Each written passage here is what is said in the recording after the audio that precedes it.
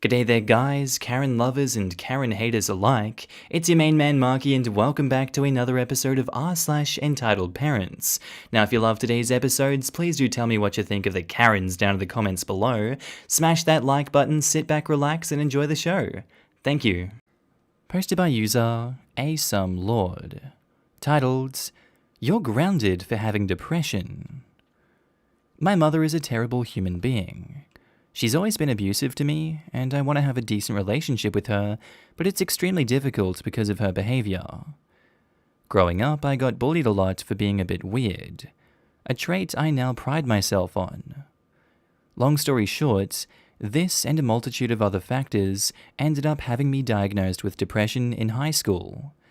My mother's solution to fix this would be to punish me in a variety of ways. One of the most common was with hard labor. We had a wood-burning stove and would stock up on wood to the last winter. If I wasn't smiling, she would usually force me to go to our basement to cut and pile wood. A lot of the time, I'd get sent to my room for not being happy, usually without meals. She commonly banned me from playing video games because I was acting depressed. One time, during a family trip to the zoo in the city my grandparents live in, they threatened to go home without visiting my grandparents unless I put on a smile. My grandparents were everything to me. They were easily the only ones who bothered to make me feel cared for, so this was one of the worst punishments imaginable. This happened constantly throughout my time living with her amongst many other things.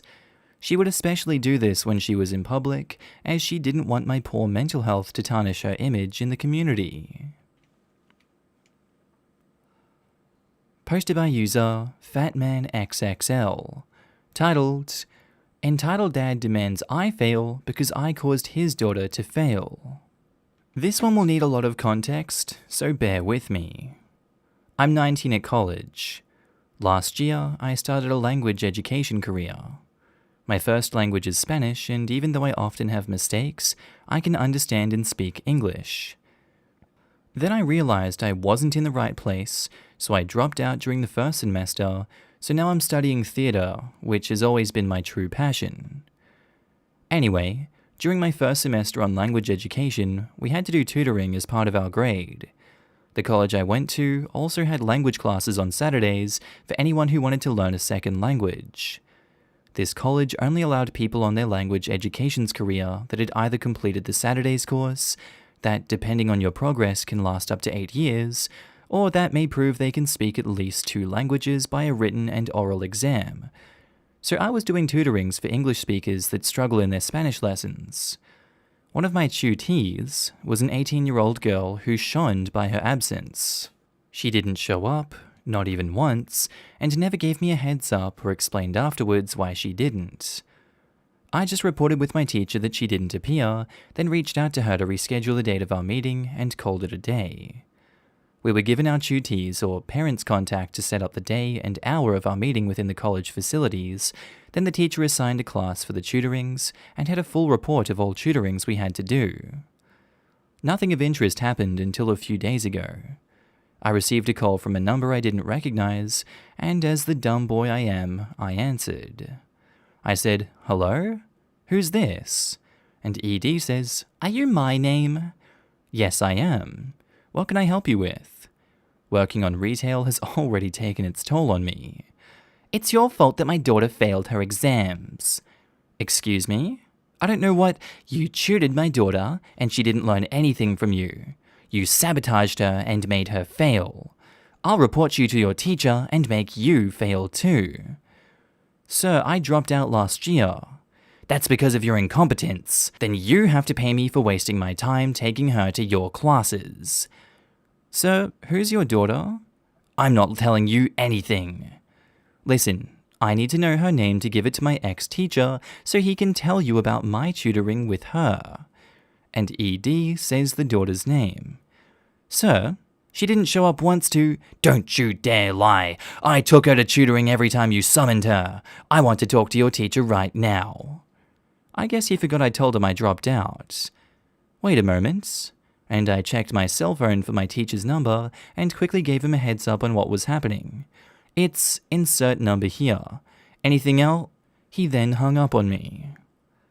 A while later, my teacher informed me of how rude the parent was with him and how he complained of me saying I've been rude to him, and I lied telling him his daughter never did tutorings with me and demanded I had to fail this semester. The teacher explained that I dropped out, then showed him the empty reports of her tutorings and explained to him that her daughter and I never met. He told me that after he sent him the reports, the dad stayed silent for like 20 seconds and then hung up on him. So I guess I won't fail at the college that I don't attend. Edit. I meant I'm studying theatre right now. I tried to sound it out and failed miserably. Posted by user BaconLover12345.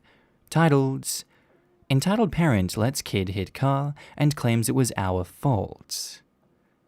I only got the story from Mum on the way home from school today. So I am me, LB is little brother, M is Mum, and entitled mother is you know who. So entitled mother let her kid hit the side of our car. It gave a crease and took the paint straight off. I then got in, and Mum was in a bad mood. May I mention, it is my parents' anniversary. Mum wants to exchange info, and entitled mother doesn't have it.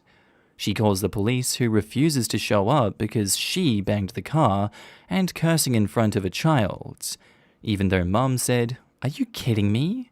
is not a federal offense, technically. The police soon said to get the info and trade. That is all we needed to do. Entitled mother reluctantly got the info she needed from her husband. I was entertaining little brother while this was all happening. We got home, Mum told Dad the story on the phone, and I wrote this. The end. Posted by user Nerdy Girlfriends. Titled, Mother takes out phones in my name, calls me a beer when I return them. I have so many stories about my family. Let me know if you want more. Here's some background about my family. I am a middle child with an elder sister and younger brother. My sister had issues of her own as her biological father took off before she was even born, so my father stepped in. They just recently signed adoption papers as his mother didn't approve of it. No, I'm not jealous. I have always supported the idea, asked father why he didn't just do it, but he always blamed it on our grandmother. I was so happy for them when I got the news from my mother and felt really down as father and sister didn't speak to me, so I couldn't congratulate them. Brother has autism and has slight developmental disorder. He also had to spend a few weeks in the hospital just after he was born due to some things that hadn't developed properly. He needed a lot of attention, help, and assistance during his childhood.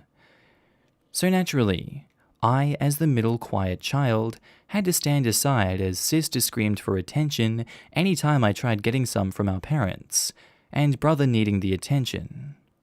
I have no idea why sister hates me still to this day. She has never liked me and never really told me either what I've done wrong. Backstory. This episode happened after I moved from father to my now ex-boyfriend's family. I was seriously depressed and had trouble with anxiety, and my ex's family noticed and welcomed me to try to help me some.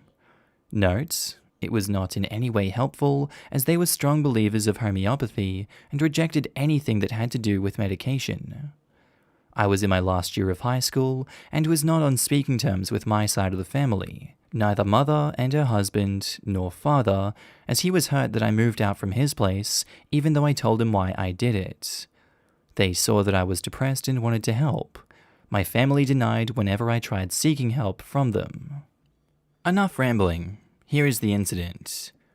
One day I came home to find a letter from the postal office that I had packages to pick up. I couldn't remember ordering anything, so naturally I was confused. When I went there to pick up the packages, it turned out to be 2 mobile phones with subscriptions, ordered by mother. For mother and her husband, in my name, without my knowledge or consent. I took this up with the post office worker, and I said, what should I do? She said I should return the packages and call the company the subscription had been taken out in. So I returned the phones. I didn't need them.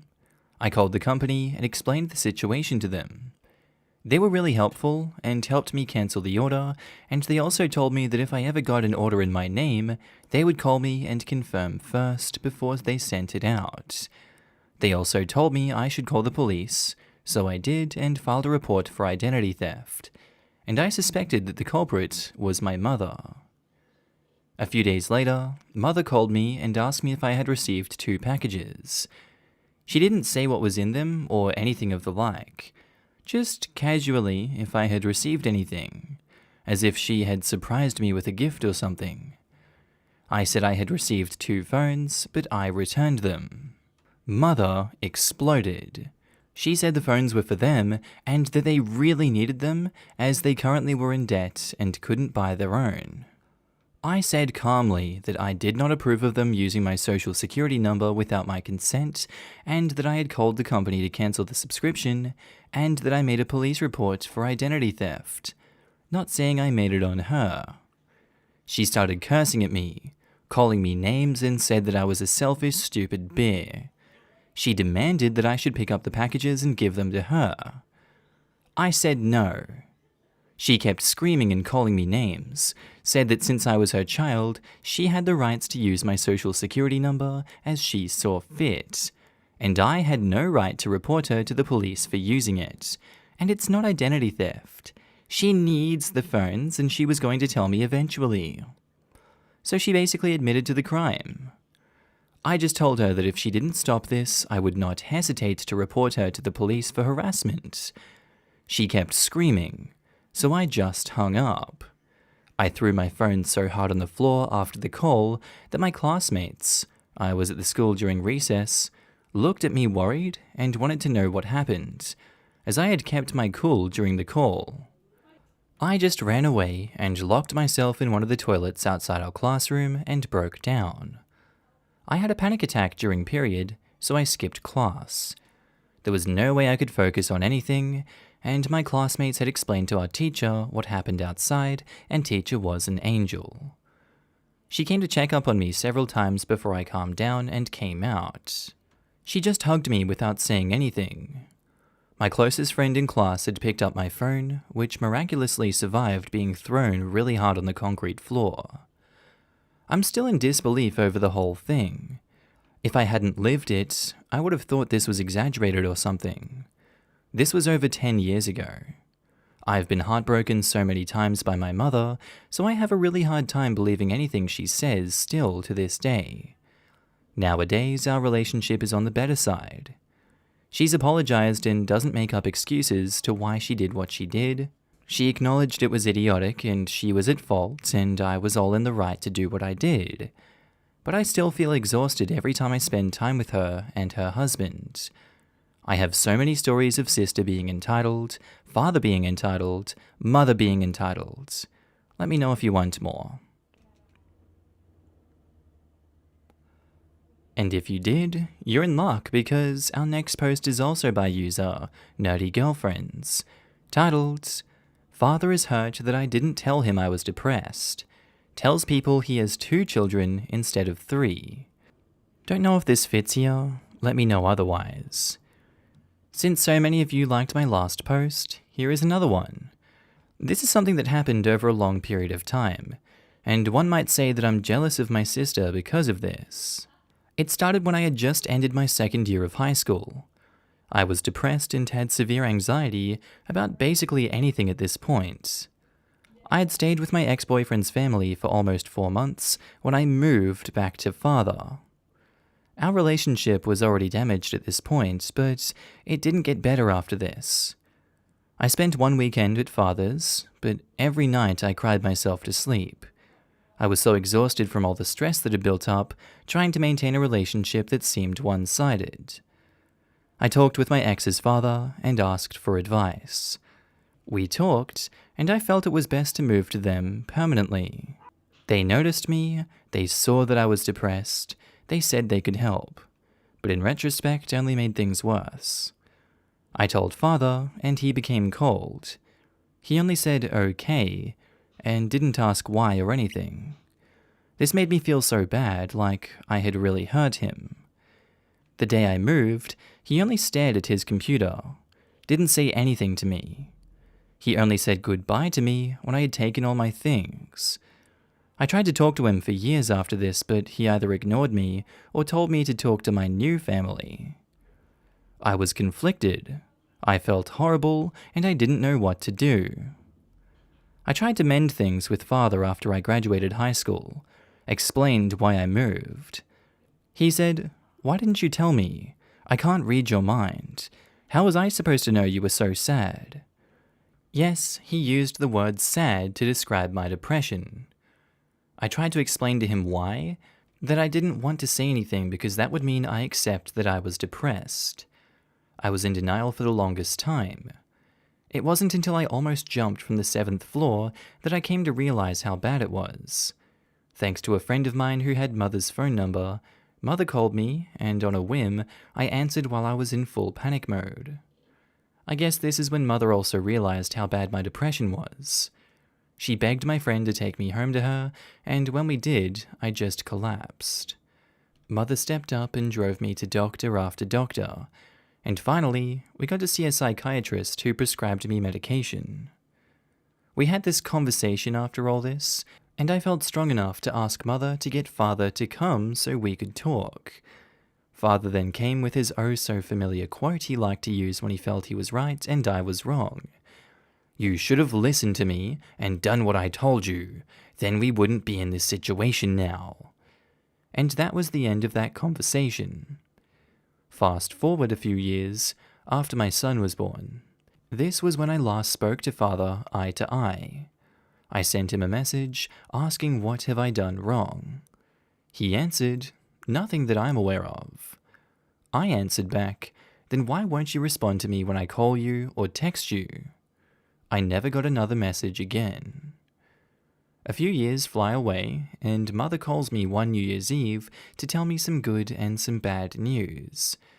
I was afraid to ask, but wanted to know. Mother told me the good news first. Father and sister had finally signed the adoptions papers. I was so happy for them. I told Mother to congratulate them for me, as I had no way of contacting them. Both father and sister had blocked my number and blocked me on every social media. That's when Mother became serious. She took a deep breath before she broke the bad news.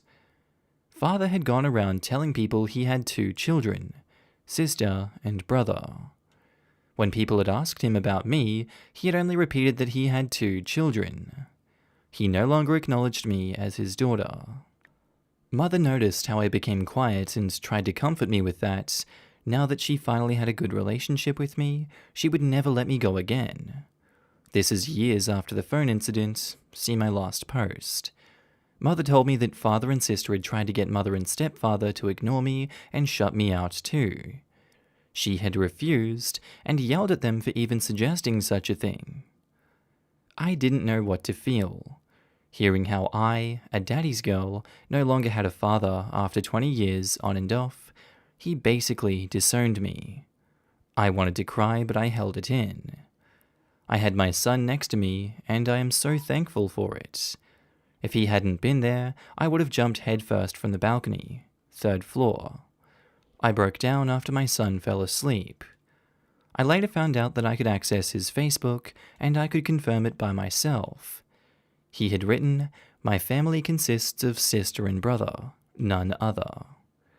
By this time, I had completely shut down. I'm kind of glad that Mother told me, instead of finding out by myself later.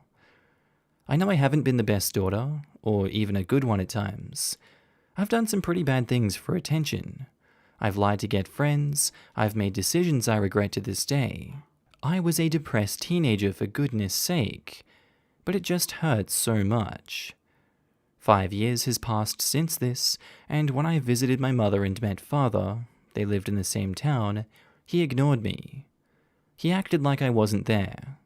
He turned his head when he saw me, turned his back at me, or only answered my greetings out of hateful politeness. Posted by user Feeling Better Today. Titled, "My sister-in-law tried to hijack my son's birthday for her gender reveal party." My husband and I have 2 children, both boys, now aged 11 and 14. My husband's younger sister now has 3 children, aged 7, 5, and 3. The year my youngest son, let's shorten to YS for the story, was turning 4, he asked for a birthday party. He was not yet in school, and he did not know anyone but family, and there were no children other than his brother that were able to attend. Luckily, his favorite people in the world are Grandpa and Gma, Dad's parents. Gma is like a big kid. She's super fun and energetic. She acts much like a kid herself, and my boys adore her. I knew they were very busy, so I asked them several months in advance if they could attend his birthday party.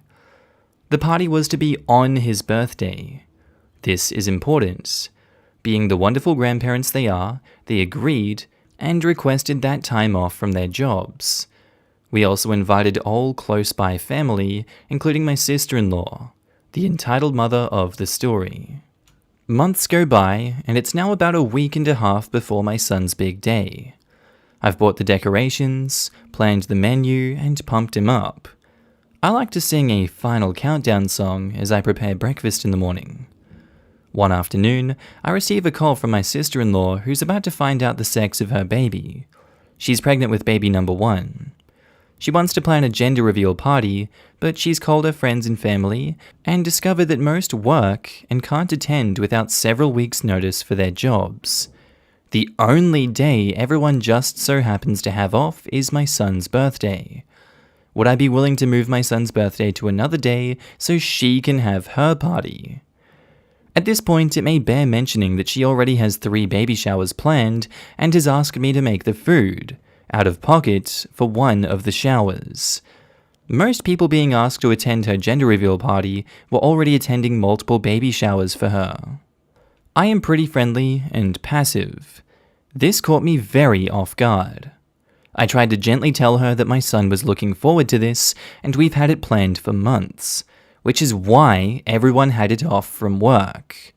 She feigned sympathy, but still urged me to please move my son's birthday party to a time that everyone could later attend, and let her have this open date for her party for her first baby, while you've already had 2. Besides, youngest son loves babies and would want to go to her party too. He could still come to my party and see everyone he loves, and then get to do it all over again when everyone can request time off. I didn't have time to gather a response as she steamrolled over me saying, "Okay, if they want to go, I won't make them come to youngest son's party, but I can't go to your party. We have plans." And her responding, "Thanks." I was angry.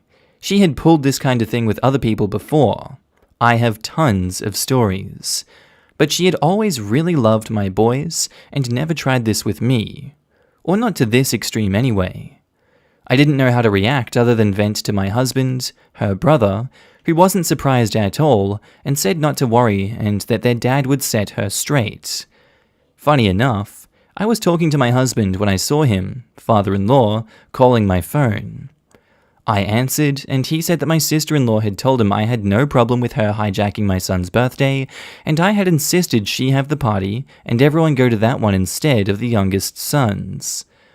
He said if this was true, that he would attend her party, but he would way rather go to the party of youngest son. He's already gotten presents, and they were excited about celebrating a kid that's already here on his big day. I very happily told him that I was never going to cancel his birthday to make him sit through someone else's party on his big day. I mean, he's 4, and I've been counting down for him every morning. What kind of monster would I be? I said that I had told sister-in-law that people could go to that if they preferred, but that we wouldn't be attending.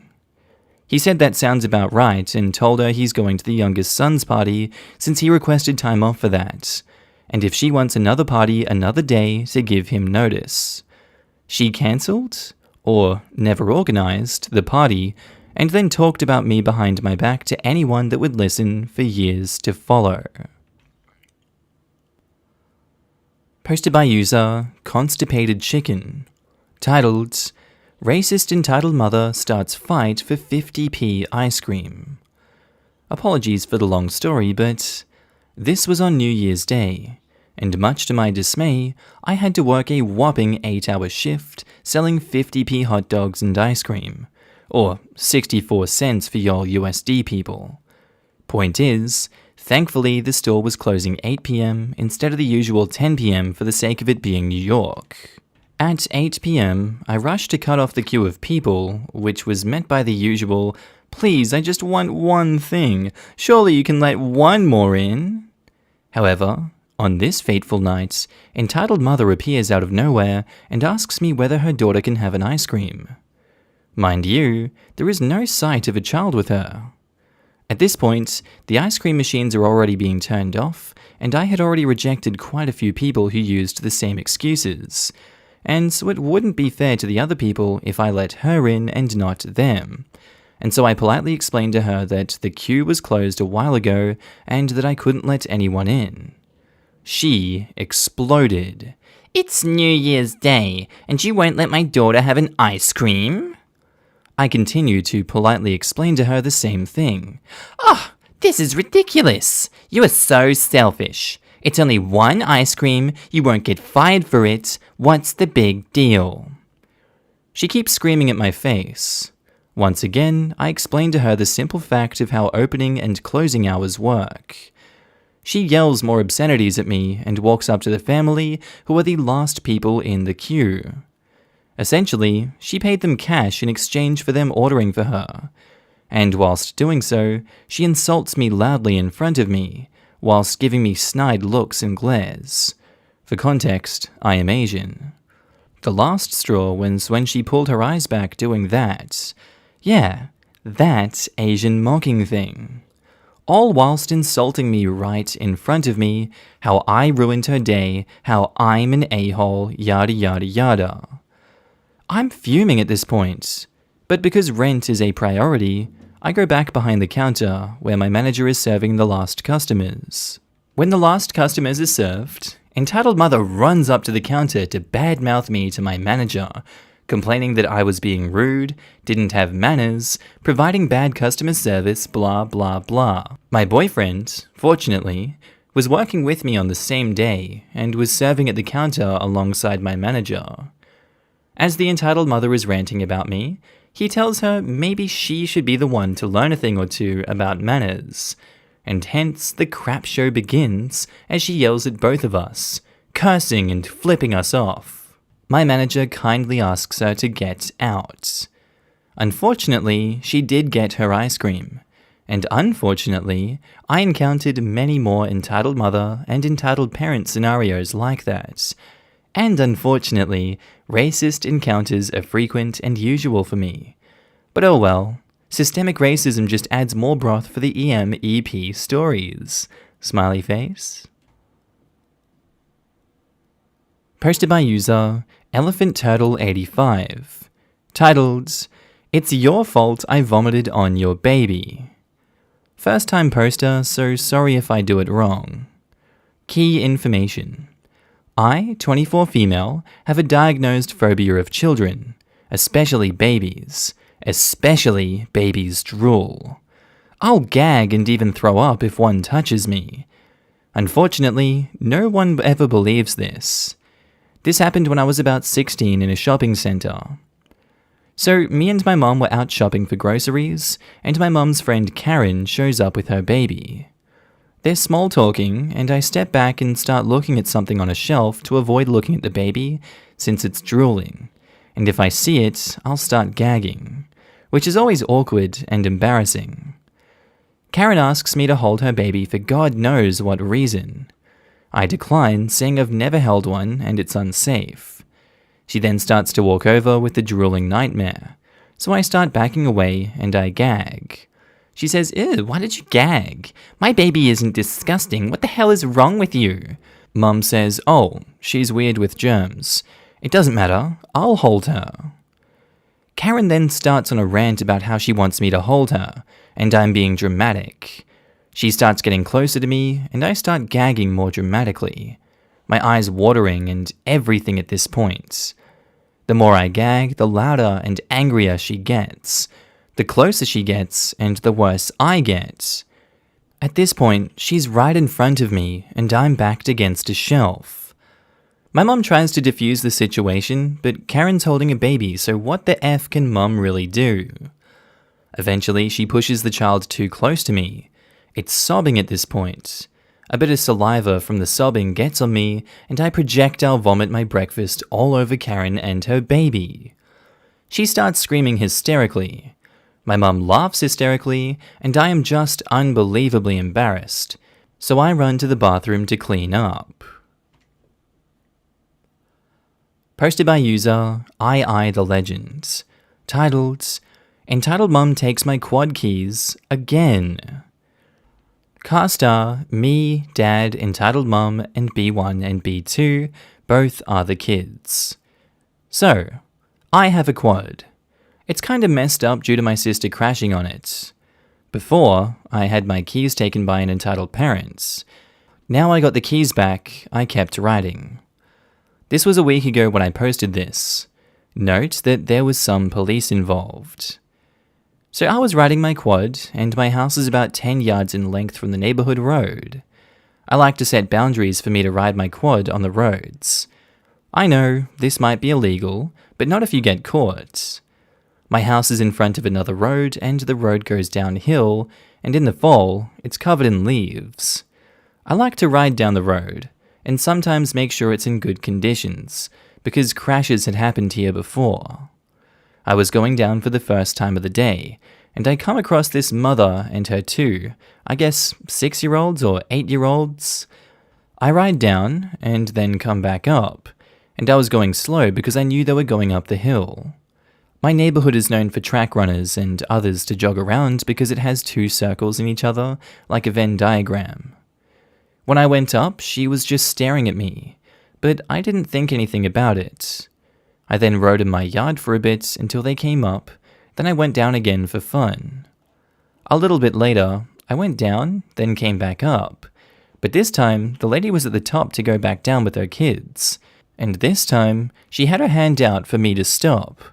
I slowed down in a rush because I was about to pass her.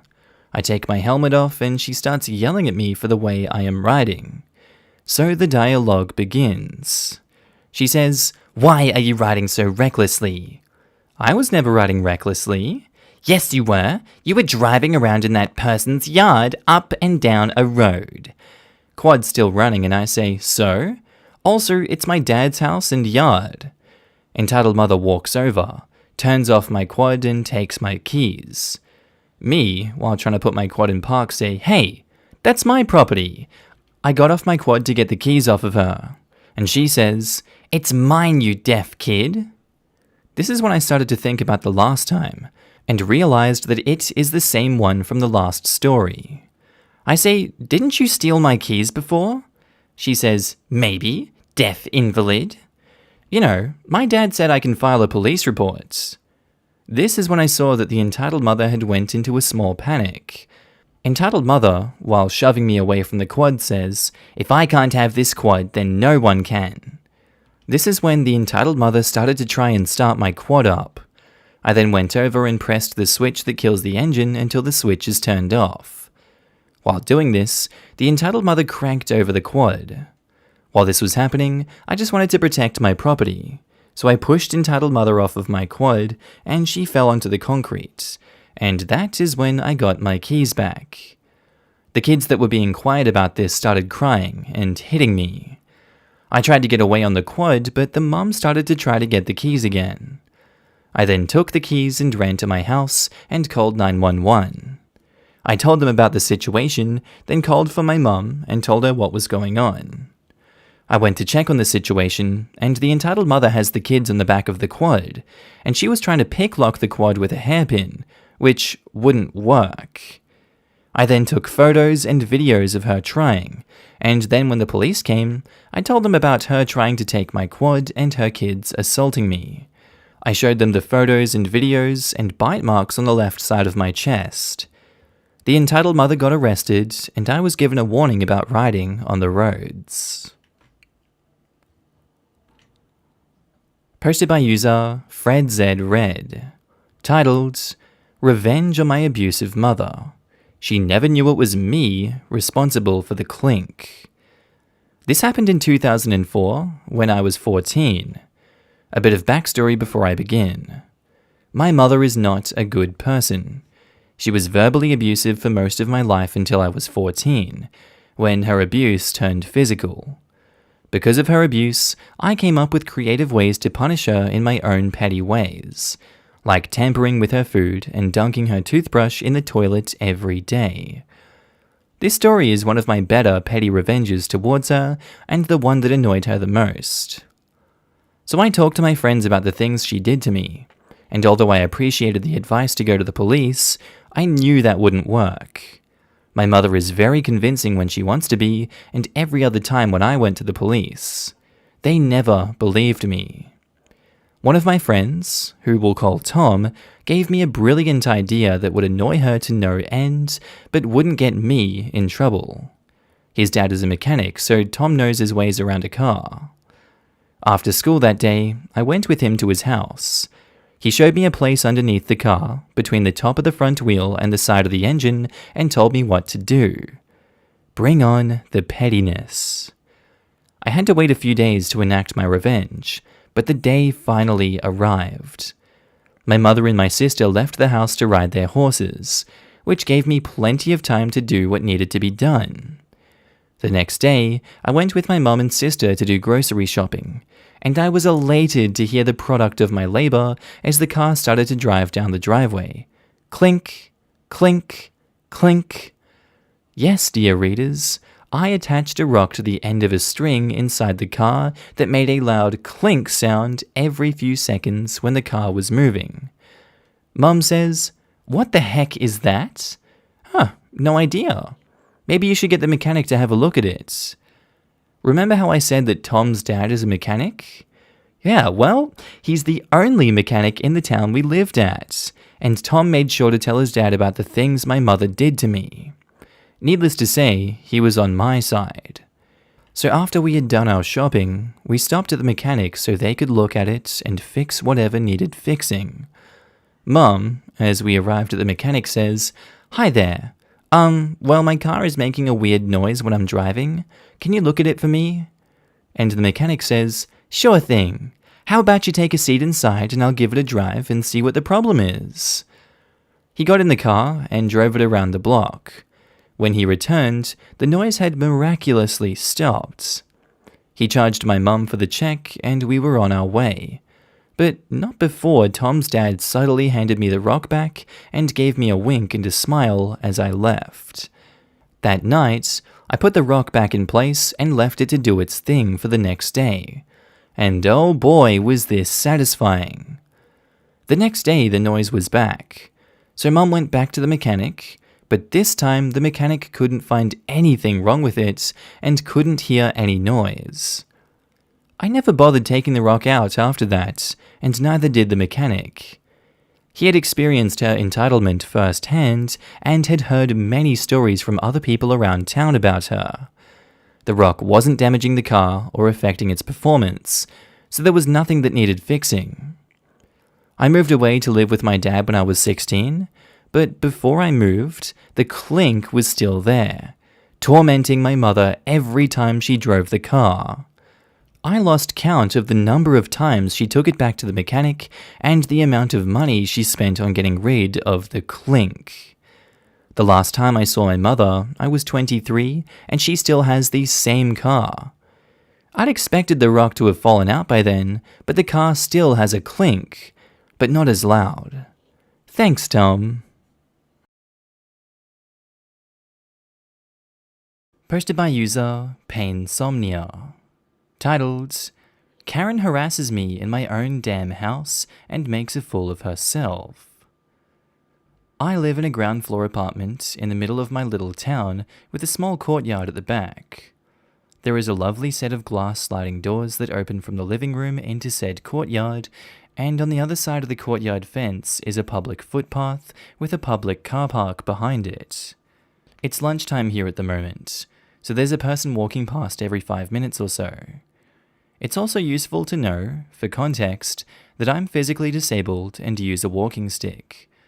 My genetic disorder, Ehlers-Danlos syndrome, also makes me look significantly younger than I am. So despite being 31 years old, I'm often mistaken for a teenager, especially by Karens, for whom I seem to be a goddamn magnet. Anyway, on to the story.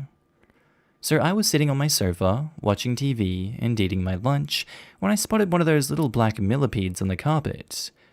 We get a lot of them at this time of the year, so I used an empty muesli bar box to scoop it up and chuck it over the fence, so that it hopefully won't come back into the apartment. No big deal, right? There was this Karen walking along the footpath, a fair way down from our fence, and she yelled something like, "I saw what you just did." I didn't think she was barking at me, since I hadn't done anything wrong or unusual, so I went back inside. She then appeared at our back gate, shouting at me for throwing rubbish over the fence and littering. I told her I'd thrown a millipede over the fence that I'd found on the carpet. She accused me of lying and said that she's seen me throw a box. I opened the fly screen door and held up the empty muesli bar box and said, "You mean this one?" She froze and stammered a bit before saying, Well, obviously you threw something else then. Like, I was beating the idiot here? Lol? I said, "Then where is it?" And this tramp actually started scouring the flower bed between the footpath and the car park for the imaginary rubbish she was adamant I had thrown. I guess she found nothing she could reasonably accuse me of having thrown out there, because she came back to the fence and barked, "If I ever catch you littering again, missy, you will be dealing with the police." So I said, sure, I would love to tell them about you harassing a disabled woman in her own home. We'll see how that goes for you. And she stormed off, Lamau. What the actual hell? I get dealing with Karens in the wilds, but in my own goddamn home? Wish I'd thought to snap a photo of her, just in case. Hindsight is 2020. Posted by user Blue-Eyed Mess. Titled, "My sister demanded we share my daughter." Okay, so this happened a few years ago, but I still remember it like it was yesterday, and to be honest, still can't understand what my sister was thinking. A little backstory. My sister and I had to share everything as kids. Not to mention I was forced to be her and our younger brother's second mother, but I'll put that in a different post. For some of my childhood, I was happy to share things with my sister. Sweets, snacks, toys, the normal kid things. There's 4 years between us. I'm the oldest, and as you can probably guess, when I reached my teen years, I wanted my own things and to spend time alone. Nope. She wanted me to do everything with her. I could barely spend 10 minutes in the bathroom before she would start banging on the door. Unfortunately, when I was around 15, my siblings and I were taken into foster care. We were separated from our brother, which was difficult for both of us, and for a while I didn't mind my sister wanting to spend all of her time with me. Shortly after my 16th birthday, I wanted to have my own space and things that are, well, mine. She would argue with me over not sharing my stuff, and of course, typical sibling fights and yelling happened almost every other day. We sort of grew out of our sibling squabbles over the years, but she kind of developed a "the world owes me" attitude, which drove me crazy. I did my best to hold in my frustrations, but I'm human, and sometimes I kinda snapped. A couple years after my daughter was born, my sister and I weren't really talking much because of her selfish attitudes towards me, and I spent most of my time and income on my daughter. During one of the times we were on good terms, she was over for the weekend and everything was okay. Until a conversation led to her telling me she was going to take my daughter for a week because she wanted to spend time with her because it was her turn. I said, not gonna happen. She is my daughter, not a doll or pet we share. She gets mad and starts yelling. I told her to leave, and she argues how she had parental rights, and social services will force me to allow her to take my daughter whenever she wants. I laughed, told her to get out and don't come back. Honestly, I don't know if she seriously thought that it was her right to have my daughter.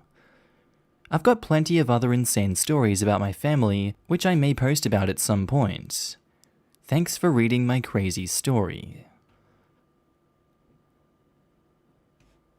Posted by user CatLady1961A. Titled, I Stop a Karen from Hoarding Baby Wipes. So I work as a courtesy clerk, commonly called a grocery bagger. This just happened a few hours ago, so it's fairly fresh in my mind. I was at checkout 7, bagging groceries. When I looked over at checkout 6, I saw a lady who was buying multiple packs of baby wipes. I went over and asked the cashier, isn't there a limit to baby wipes? The cashier, who usually worked dairy, was unfamiliar with whether or not there was a limit to baby wipes. I went to customer service and asked if there was a limit to baby wipes. They told me yes, 2. The lady from customer service went to register 6 and told the lady that she can only buy 2 packages of wipes. The lady then proceeded to go whole hog Karen. It wasn't posted, she protested. I want to speak to a member of management. A member of management came by and told her she can only buy 2 packages of baby wipes. The lady then complained. It wasn't posted. The member of management told her yes, it is posted, that you can only buy 2 packages. I quickly gathered up the surplus wipes to return to the counter where they belonged. She was trying to buy 12 packages of wipes. Talk about hoarding. Posted by user Violent More Violent. Titled, The Summer of EP, a Hellscape. Working in the service industry, dealing with entitled people is part of the game. However, this summer I saw the worst behavior I've ever seen in my decade-plus experience. The pandemic has brought out the absolute worst in people, who seem to think the rules are my personal vendetta against them instead of something I have to follow to stay employed. Here is a fun sampling. Things I have been called for asking people to wear their mask. Censored, fascist, fun Nazi, and a-hole. Had several people threatened to sue me over asking them to observe social distancing. These people's tips often reflected their feelings about the rules. Standouts include the 95-cent tip, the 1-cent tip, and the 50-cent tips on alcoholic drinks. Delivery driver attempted to attack me over a counter because I wasn't responding fast enough. Screaming delivery people, or people clearly new to the delivery game, pissed I'm not hand-holding them through doing their job. At least once a week, someone would push aside the barrier and try to come into the place, thinking they had special privilege to go inside? Someone asking me, how do I sleep at night being this much of a bear?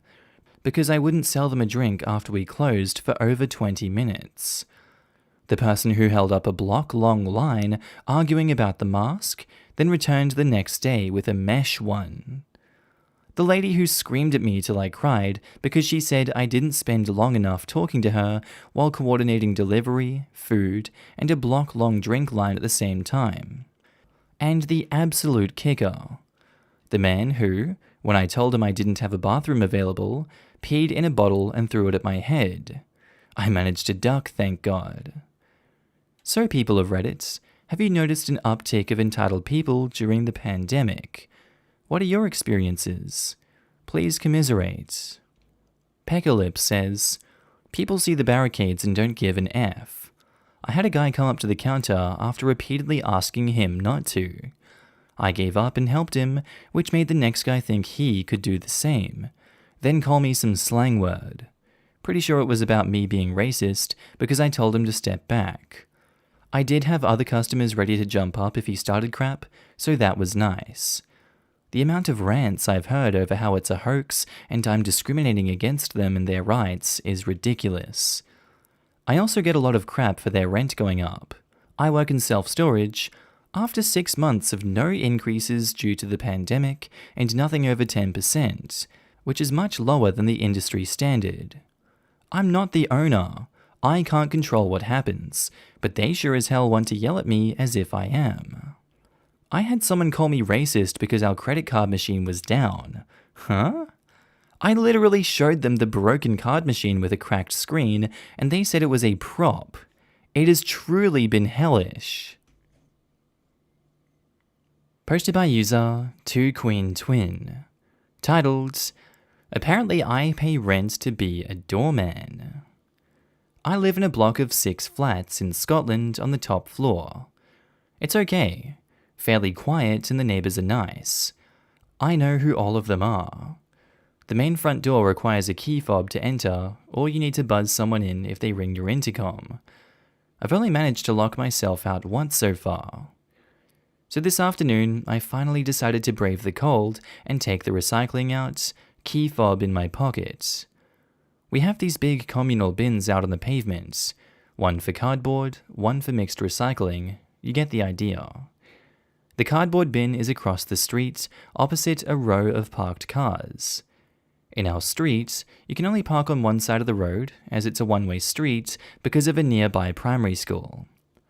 While I'm putting the recycling in the cardboard bin, I'm vaguely aware of someone leaving our block and headed towards one of the parked cars. I didn't think much of it, finished my cardboard disposal, and turned to go back inside. On my way, I see that the person who left the building is a youngish man that I've never seen before. I let myself back inside with my key fob and let the main front door shut behind me before heading back upstairs to my flat where it's nice and warm. 10 minutes later, there's quite an aggressive knocking at my door.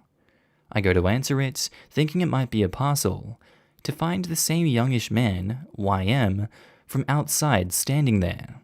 He looks furious. I say, "Can I help you?" And he says, "Yeah, why didn't you hold the door open?" I beg your pardon. I know, I'm very English. "You came inside from doing the bins and didn't hold the door open for me. That's so effing rude." "Oh, sorry. I didn't know you were behind me." "I wasn't behind you. I was just getting something from my car, but I don't have a key fob, so you should have waited." "Wait. You wanted me to stand outside in the freezing cold for 10 minutes, waiting for you to finish dicking about in your car, so that I could let you back into the building?" "Well, yeah, that's the neighborly thing to do." "Okay, no. First of all, I don't know you. You're not my neighbor. I don't let strange men into a building I live in. Second of all, technically you're not supposed to be here. I know you don't live here, and visiting households indoors isn't allowed in this part of Scotland. Third, whoever it is you're visiting could easily have given you their fob or buzzed you back in. I'm not going to freeze my chest off for anyone, especially you. Now go away before I phone the police." He stomped back downstairs after that, fuming but silent. I might text my landlord and ask for a reduction in rent if I'm going to be a doorman as well. I locked my door, but his car isn't outside anymore, and I'm sure I heard my actual neighbors laughing at him when he went back downstairs. Posted by user FedUpCat. Titled, EP accuses blind girl of being able to see, gets handed an eyeful. I was reminded of this incident yesterday during a phone call with a friend from my college days. For a little background, my friends, I'll call her Jill, and I were both about 19 or 20 years old at the time of the incident in 1983. Do the math, and yes, I'm that old. Because Jill was blind, ocular melanoma, important later, she had an advocate. There is another name for this, but for the life of me I can't think of what it is. But you get the idea. That went everywhere with her on the university campus. They made sure she made it safely to and from each of her classes and assisted her with test taking, etc. We met up when Jill walked by my table in the student union hall, bumped my coffee and spilled it all over the both of us. We've been friends ever since. Because Jill lived off-campus with her parents and I lived in an off-campus apartment a few blocks away, I drove every day to school. We coordinated our schedules so that I could drop her off to her advocate in the morning, and in the afternoon, the advocate would bring her to me and I would take her home. This one particular semester, Jill's last class on Monday, Wednesday, and Friday ended an hour before mine. Normally, her advocate would hang out with her in the student union hall to wait for me. Since it was Friday, Jill insisted that the advocate bring her to the building where I had class, and she would just wait for me there, closer to where I parked the car, and the advocate could go home a little early. This was something Jill did occasionally just to be nice. I always took the same route out of the building and knew to be on the lookout for her. This day, Jill was in her usual spot in the lobby. She was sitting on the floor, there were no seats, with her back against the wall. Her cane folded beside her, tinted glasses on, and appearing to stare straight ahead. To Jill's left were the lobby doors, about 30 feet away. Jill thinks she had been sitting there for maybe 50 to 55 minutes when she heard what sounded like squeaking wheels rolling over the floor. She didn't bother to call out and just thought it was maybe the janitorial staff with those mop buckets on wheels getting an early start on mopping. Then she heard someone push the panic bar on one of the lobby's double doors and the wheels banging over the metal threshold. A moment later, a woman's voice filled the empty lobby. The conversation that ensued is to the best of Jill's and my memory. EP says, "What the hell is wrong with you young people? Never in my life have I seen so many inconsiderate brats in all my life." And Jill responded, "I'm sorry? And you should be, younger lady. You could see that I needed help with this hand truck." An upright metal thing with 2 wheels and a small base to put heavy stuff on to move it from one place to another. "But you just sat there and did absolutely nothing. Didn't anyone teach you manners?" "I didn't see you." "How could you not see me? I'm the only other person here." "I'm sorry, but I didn't see you. I'm blind." "You really expect me to believe that? Blind people can't go to college. You're just too lazy to get off the floor." Jill pulled her cane around, unfolded it, and got to her feet, and said, "Yes, ma'am, I am blind and I can go to college." I'm rounding the corner and I say, "What's going on?" Classes are letting out and students are beginning to leave or change classes. "This girl expects me to believe she's blind." "She is." "That's a load of crap. Prove it." The woman walks up to Jill and takes the tinted glasses from her face. "See?" She directs this to the students who are hanging around to watch the drama, as if she expected them to agree with her or take her side. "She can see. There is nothing wrong with her eyes. She's not really blind." As I stated earlier, Jill had ocular melanoma. As a result, her eyes were surgically removed, and she was fitted with prosthesis that looked real at a quick glance, but didn't move like normal eyes, and were a bit flat in their color. It was kind of like looking into the eyes of a very old doll. However, the best part of Jill's eyes, they were removable. Jill reached up, popped one eyeball out, and held it out to the woman. "Here, look through this and tell me if you can see anything." Entitled person backs away, screeching loudly, "Oh my God! Oh my God!" The woman backed away from us so fast, she tripped over either her own feet or those of the gathering students, landing on her ass and continued to scoot away. When she got to the door, she pulled herself up, grabbed her hand truck, and left. Jill maneuvered the eye back into the socket. The small crowd of students started clapping and laughing, and a few gave Jill a pat on the back. Jill, sighing dramatically, says, "So much for that lady seeing things through my eyes, huh?" Jeez, I love Jill's humor. Posted by user Tatalgabel, titled, "Half-sister claimed she had no other dress to wear but her own wedding dress." I've been stewing on this story for a few years now, and decided it was time to finally voice it out. This happened back in the beginning of 2017. The cast are John, my brother, Jane, my sister-in-law, Susan, my half-sister, and me, Tatalgabel. So back in 2016, my brother announced that he and his girlfriend of many years were engaged and were planning on having a wedding the following year. They gave 9 months' notice, at least, to people who would be invited, and also told the color theme for the wedding would be purple. In that time between the announcement and the wedding dates, I was easily able to order a dress from an online retailer in London, have it sent to me, and still had time to replace it if I needed. I did not. 2017 comes, and the wedding weekend has arrived. I live in a different state to my brother, as my mum and I moved from our hometown back in 2013, so we both had to travel across the ocean back to the mainland to attend the wedding. The wedding was absolutely gorgeous. Sunny day, on the beach. I couldn't help but cry because my work of a brother was actually marrying the mother of his children and love of his life. He had never seemed happier. John and Jane had 3 kids together already, and the older 2 were flower girls, which was sweet. Now, John is technically only my half-brother. We share a mum, but not a dad. Yet growing up, it was my dad who raised John and I, so to him, my dad was his dad. My dad, prior to marrying my mum, had a first wife and a couple kids with that wife, including Susan. John and I have always had some issues with Susan.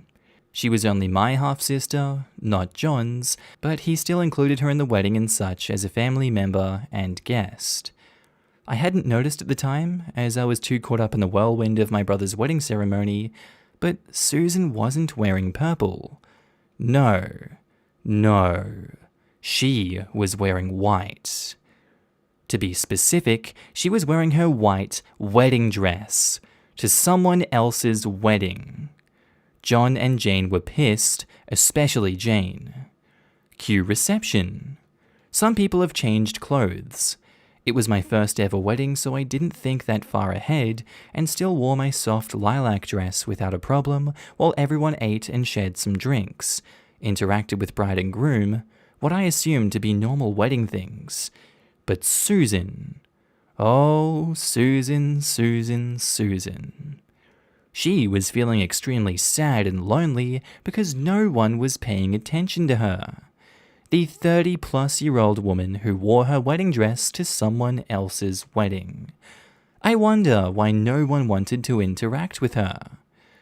Susan began crying, maybe halfway through reception, openly, loudly, and in a way that clearly begged for someone to come notice her.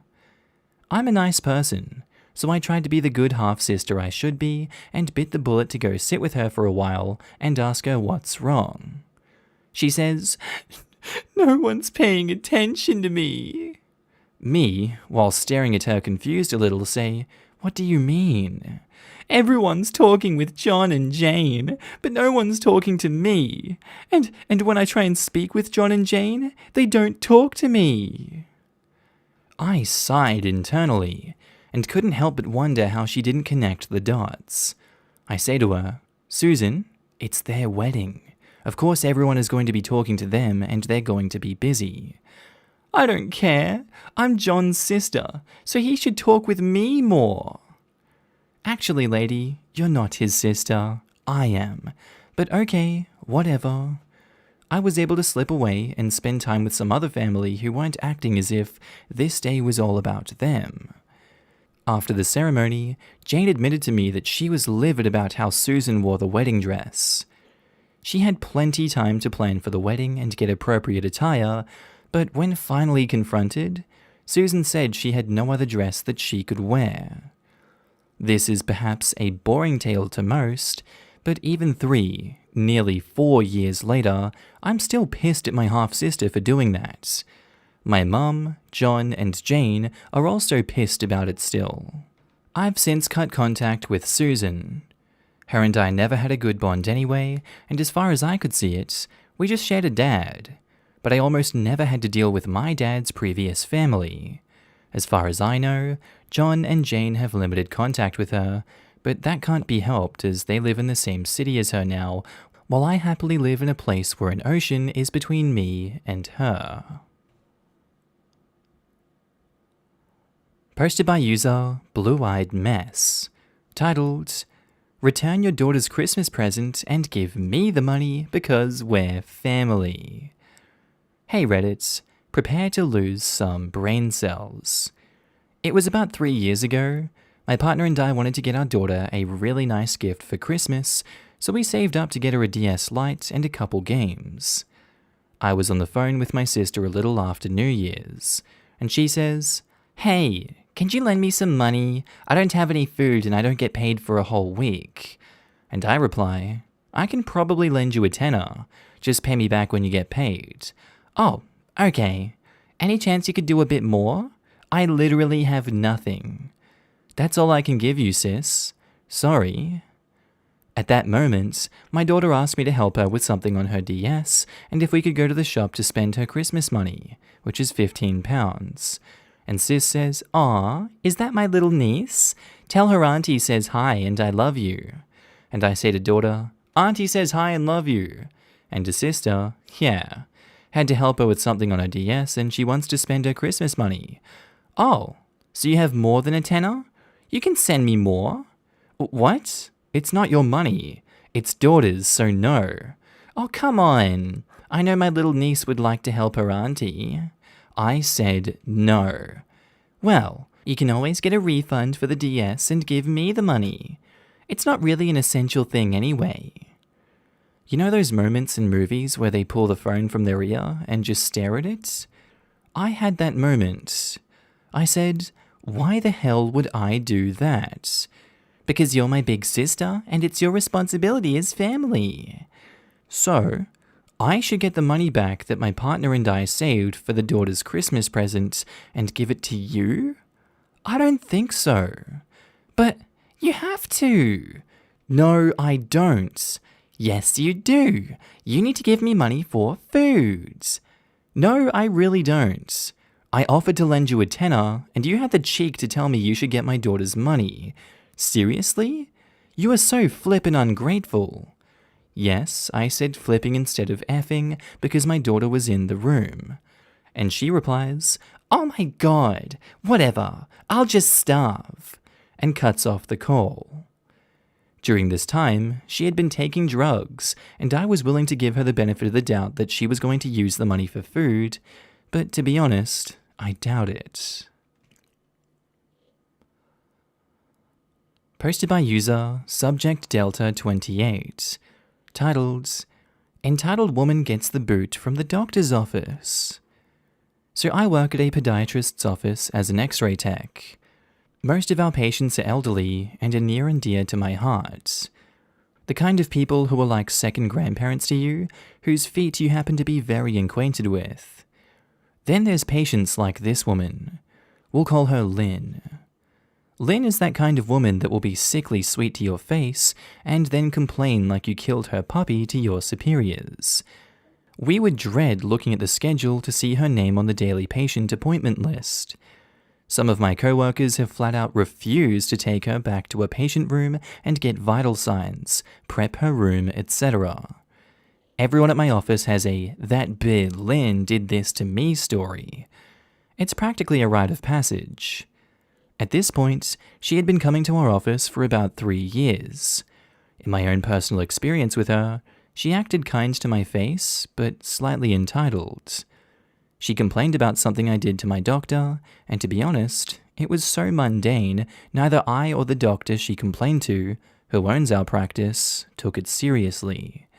The doctor even flat out said, "Oh, Lynn complained about you, Delta, but she complains about everyone." When she didn't get the proper reaction she expected from the doctor, again, doctor thought it was mundane and said she would speak to me about this problem. She then tried to call a day or so later and speak to our office manager. My co-worker picked up the phone and spoke to her.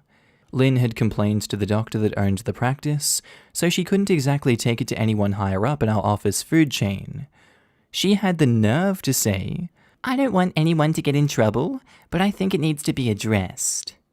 Lady, you went out of your way twice to complain about me. You wanted me to get in trouble. On to the main event. Lynn finally gets her comeuppance. I was on maternity leave when this happened, so this is secondhand from my co-worker who isn't a Redditor. Lynn came into the office in apparently a very foul mood, more so than usual anyway. One of our nurses called Lynn back to a room 3 minutes after her scheduled appointment time. Lynn proceeded to contradict all of this nurse's questions and information she had about the appointment out of spite. Stuff like, "Lynn, your blood pressure is 142/90. And she says, "That's not right. My blood pressure is usually 140/80. Nurse 1, being an older woman and over years of Lynn's BS, said, "Okay then." Then when the doctor came in, Lynn started demanding that, "You have to give me an injection. My feet hurt and you're going to fix it now."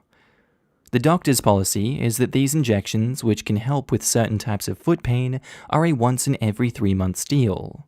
And if something stronger is needed, they'll look at physical therapy so they won't just throw pain pills at you. Lynn had had her injection about 1 week ago and constantly refused physical therapy, despite having no valid or medical reason to not go. She was very obese and very lazy. She just wanted a solution now and didn't want to correct things in her life that would easily stop the problem for good instead of temporarily. Then Lynn demanded new diabetic shoes. Now normally, we do offer this service with one nurse. Let's call her Nurse 2, that has some sort of certification that only she has to take the measurements for the shoes. However, Lynn had burned that bridge a long time ago because she had repeatedly treated Nurse 2 like garbage and called her a bear. Nurse 2 had long ago refused to measure her ever again. The doctor, knowing this, told Lynn that she would send orders for new diabetic shoes to another company we worked with in the area that does this sort of thing. But Lynn didn't want shoes from them. She wanted them from us. The doctor, not wanting to throw Nurse 2 under the bus, simply told her we weren't offering diabetic shoes at this time from our office. Lynn kept getting angrier, but had no choice but to accept defeat that she wasn't getting what she wanted, schedule her next appointment, and pay her copay. She went to our receptionist's window and concluded her business and headed out to the parking lot. She had paid with a credit card, and our receptionist asked her if she wanted her receipt, to which she replied, "Ugh, no, why would I want that?" She then proceeds to stomp on out to her car. 3 minutes later, she calls our receptionist from the parking lot. She's angry and says, "You need to print me off a receipt for our transaction today. Why wasn't I given one?" And the receptionist says, "Ma'am, I offered it to you before you left. I can send it to you in the email, or you can pick it up from our office at your convenience." "You did not offer me my receipt. I'm in the parking lot. You need to bring it out to me now." "Ma'am, you can come back inside and get it, or I can send it to you in the mail. I can't leave my desk as I'm the only receptionist in the office today." "You have to bring it out to me now. My legs hurt and I can't walk in there." This was crap. She literally just walked out of the building just fine and had no leg injuries. At this point, Lynn just starts yelling about how she doesn't deserve to be treated like this and how someone needs to bring her the receipt now, yada yada yada. It's so loud that Nurse 2 can hear Lynn yelling on the phone from several feet away. Nurse 2 asks if it's Lynn on the phone, and the receptionist confirms it is. Nurse 2 asks for the phone and says that she'll handle this. She says, "Hello, this is Nurse 2. How can I help you?" Lynn's yelling and says, "You need to bring me my receipt now. My legs hurt and you need to bring it now. I should have been offered it in the first place when I checked out. This is ridiculous. You were all incompetent. Bring it to me now." "Ma'am, your legs seem to be working just fine when you walked out of the office. Now, you can either come in and get your paper yourself, or we can mail it to you." Lynn starts yelling incoherently, repeatedly calling Nurse 2 a bear, etc. And Nurse 2 just replies, "You have a nice day, ma'am," and hangs up. Nurse 2 told me how great it felt to just call Lynn out on her BS. I felt the satisfaction from the story when Nurse 2 told me about it a couple weeks later when I returned from maternity leave. But it gets better. Apparently, the doctor that was working that day, We have two, and they rotate the days they work and surgery days, had overheard Lynn's yelling on the phone and was not having the way Lynn treated the entire staff. She told our other doctor, the one that owns the practice, and they agreed that they would dismiss her from the practice. So the rest of my workdays are looking a lot more Lynn-less every day I go in, and it's a wonderful life. TLDR, entitled parent kicked out of practice and told off by nurse she repeatedly mistreated for years. Edit. Thanks for the awards. Many of you asked how Lynn took the dismissal. She's been sent a letter of dismissal by our two doctors and should have received it by now. But nothing else has happened. If anything else happens with Lynn, I'll post an update. Also, someone mentioned they think Lynn's real name, but that guess was incorrect. All I'll give out is it's a 3-letter name. Posted by user LeatherShop8468. Titled, Sister-in-law steals my niece's Christmas gift for charity. I have a 7-year-old niece who wants to be a police officer like her dad when she grows up and loves the color pink. The more sickly sweet pink, the better. She's a sweet kid that doesn't ask for much. I love to knit and crochet during the year. Then I give the scarves and hats that I make to my aunt's church, who organizes Christmas parties for really low-income families. I'm talking about people with children who can barely afford a coat. This party is filled with games and activities for the children. It's amazing since the church is very active in the community and has managed to get sponsors from a big supermarket, who offers whole turkeys and lots of food for the parents, on top of top-quality gifts for the children. I love helping my aunt during this time, by giving my time and knitting stuff for those less fortunate. My brother recently started dating this girl, and to be kind and honest, I don't like her. She has trouble understanding personal space, privacy of others, or boundaries. She will insist that you tell her all about private affairs that you don't want to talk about, and will make it her business. She has been constantly trying to get me to date her friends that I'm not interested in. At one point, she thought I was a lesbian because I didn't like any of the guys she wanted to set me up with. When my aunt talked about the church's plan to still offer help during Christmas despite the pandemic, I told her that I had lots of scarves and hats to give at home. My aunt was delighted and asked me to bring them to her as soon as possible. I agreed. However, the day I wanted to bring them to her, I was called to come into the office to replace a colleague. My work is in reduced workload. I asked my sister-in-law if she could pick up the bag with the scarves and hat that was sitting on the top of my stairs, not in my living room. As I said, my niece loves the color pink, and she asked me to make her a neon hot pink hat and a scarf with a white heart. I agreed, and had just finished them both and left them in a drawer in my living room. I was planning to wrap them up and give it to my sister later on. Fast forward to this evening, I come home exhausted. It's been a while, I've done the work, and there was a lot to do. I noticed my sister-in-law had come by and taken the bag. Oh great, I thought. It reminded me of my niece's gifts. However, when I came to get them, they were gone. I checked everywhere for them, thinking that I had misplaced them. Then it hit me. Maybe I had put them in the bag by mistake. I immediately called my aunt, but she couldn't find them. There was no neon hot pink scarf or hat with a white heart. I call my sister-in-law in a panic.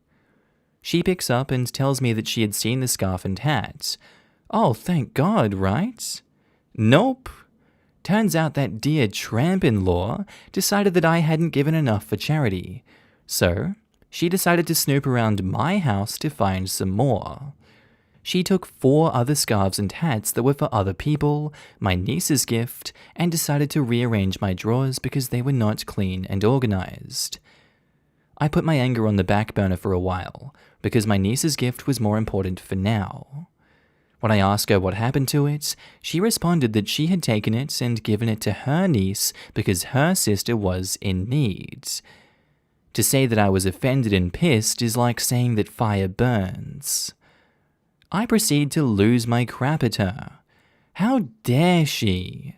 She goes through my stuff, takes my belongings, gives away my gift for my niece, and then has the gall to give me a lecture on how I should be happy that I help a spoiled brat who has 2 parents, making in the 7 figures a year. I told her that if the scarf and hat weren't in my possession by tomorrow night, I was going to sue the crap out of her. She scoffed and hung up. I called everyone in my family, especially my brother. 20 minutes ago, my sister-in-law brought me the scarf and hat back and apologized. She was in tears and begging me not to involve my cop of a brother-in-law. My brother-in-law, bless his heart, had swung by her house and had threatened to have her arrested for thievery. I just took back my stuff, thanked her for doing the right thing, and closed the door on her. I was so angry at her that I was numb inside. My niece will have her gift, my aunt has the knitted stuff that I made for her church, and my brother is now single. What a day. Posted by user Akio Amadeo. Titled, Crazy Lady at Chipotle Thinks I Was Stealing Food. This happened just yesterday, and while it was a little shocking, it now just makes me laugh. I work for Uber, and you soon learn quickly the best hotspots for driving around to get plenty of Uber Eats deliveries, which I also do. One place is where a Panera, Starbucks, Chipotle, and a few other places that are just a measure above fast food is, and I get a ton of orders from these places. Since Uber Eats, Grubhub, and others have gotten more popular, they have a shelf inside that has those orders that you can just go in, take the orders that's yours, and leave. It really helps to expedite the process of your delivery so you can make more money. Anyway, Chipotle is the most popular, so I stick close to that restaurant, and I've come to know a few of the employees there too, as once every few weeks I'll eat there before going home. This was during my usual route, and I get my 3rd order for Chipotle, so I park. You can go through the drive-thru, but there's usually lines and it's just faster to go inside, and this implies to any place really, drive-thru or not. There are a lot of orders on the shelf, so I'm scanning them to find the name and number that matches my order. I come across it. As I'm grabbing the bag, a loud voice stopped me momentarily and says, "What do you think you're doing? I've seen you once already. Are you stealing more food?" I looked at her confused. I didn't recognize her, but it's possible she had seen me in here earlier. And like I said before, you just take your food and go. There is no need to tell anyone or anything. I say, I'm sorry ma'am, but I'm not stealing food. I work for Uber Eats and I'm delivering these food orders. I said this, motioning to my shirt. I brought the one that says Uber Eats on it to look more professional. And they retort, "You're nothing but a liar and a thief, and I know one when I see one." She was screeching at me and actually blocked my path. Listen, lady, if I was actually stealing food from this place, do you honestly think I would come back not 10 minutes later to steal more? I'm just doing my job, honest. Don't sass me, young lady. And if you got away with it once already, of course you would just do it again. And it's about time someone stopped you, she said, putting her hands on her hips all puffed up and high and mighty. You need to learn your lesson, so I'm calling the cops. She declared this, pulling out her phone. I just rolled my eyes at her and said, I don't have time for this. I have clients waiting for their food, and neither one of us care about Karen encounters. She tried to block me again, but I just bypassed her completely as she wasn't able to cover all the exit doors. This crazy woman actually followed me into the parking lot, screaming how she was going to call Uber and get me fired, and she would be reporting my license plate to the cops, and I would be arrested before the day was through. I just smiled at her and said, F off, lady. Call Uber all you want, and call the cops too. But since you have no proof, the cops can't do anything, and you're not my client either, so Uber can't do anything either, and won't. You can't speak to me like that, she yelled. Yes, I can. As far as we are concerned, I'm just another person. I don't work for Chipotle, and I certainly don't work for you, so I can speak to you any damn well I please. That's the beauty of being self-employed, so I'll say it again just for fun. F off. I got into my car and made sure to lock the doors, and this insane woman actually stood behind my car, which prevented me from pulling out. She was on her phone, and I assumed she was calling the cops, so I just blared the horn of my car, which looked like it scared the hell out of her too. She finally moved, and I pulled out and made my delivery just fine. I've only been working for Uber for a month now, and I was assuming my first crazy would have been from a passenger and not just some random restaurant patron. I do love working for Uber though. I love the fact that I can tell people off when they're being entitled and generally nasty to me without any real concern for losing my job or getting written up or anything. Self-employment is the best. Posted by user Lady Killer Croft, titled, Entitled dude wants me to hang the moon, then tells me the job is unpaid, and when I tell him no, he flips his lid. My mum is mum, entitled person is dude, and me is me. About a week ago, my mum, a savvy business lady, told me she had a work-associated friend who wanted social media work done. I said yes, I'm up for the gig since my law school finals were ending and I had some free time over the break. So she gives this guy, dude, my email. Dude emails me, outlines some of the goals and ideas in mind. I reply to get a sense of what he wants, and I set up a Zoom call to chat in person. We call, and dude tells me he wants to go viral. He wants this to be a big platform. He wants to do this and this and this and post every day and see this type of content and have this kind of message and all that. Like every entrepreneur, he has a bunch of ideas, but mostly he wants it to go big. For some context, I'm a law student with experience in social media management for both business and creative types. I'm not an expert, but for a low-level gig, I know my chops. So I tell dude I'm not a miracle worker. I can't make something go viral, but I can help you get this thing off the ground, and then in a few months, if things are going well, I can help you transition to a proper professional who can really take this platform and run with it. I tell dude I'll start working on a plan, but later in the week because I have finals. He says great, and we hang up. And dude starts texting me. Screenshots, GIFs, ideas, all this stuff. Thankfully, he didn't interrupt me during my last exam, but it was a legit concern. Thanksgiving happens, he's texting me, I'm being polite but fielding him off, and some red flags are going up because he's pushy and needy, and I'm starting to get cold feet from his behavior. So I take a breath and decide I'm a big girl and I can say no if I get too overwhelmed. I'm also exhausted from the stress of my finals, but so happy to be done. Then I get a text on Saturday after Thanksgiving. Dude says he wants a game plan so we can look over it tomorrow, Sunday. I'm like, ooh boy, work on the weekends and I haven't even started yet.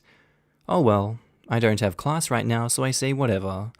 And this is where the conversation starts. I say, hey dude, I can have a plan for you by the end of today. Next time we chat, maybe Monday, we can go over the plan. What my wages are expected to be, how much and what kind of work I should be doing. I don't want to take on more than I can handle when school is still my first priority, so getting a sense of what the regular tasks are will be the best way to make sure your needs are met, and I won't bite off more than I can chew. Sound good? And he says, Monday, this is no pay. It's learning and being involved with a professional and a great cause. Find an intern then to report to you. There's 7.5 million of them. Excuse me? What? I'm mad as hell. Dude wants me to do all this work for him and take on a managerial role for free?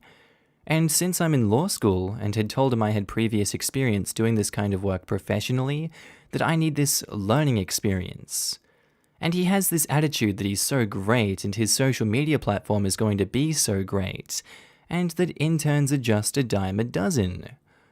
While I'm absolutely fuming, I screenshot the messages, send them to my mum, and tell her to call me before I do something dumb.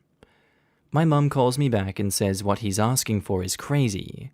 She apologizes because she would have never connected me with Dude if she didn't think it was paid. And plus, it's illegal to do that work for free unless you set up an academic credit program, which is hard to do. I tell her he's crazy if he wants all that, and I can't do academic credit because I don't need social media experience to be a lawyer, and I'm limited in the amount of internship credits I can take on during the school year, so there's no way I would waste it. I also say I wanted to call her and get a different perspective so that I wouldn't impede on her business relationship.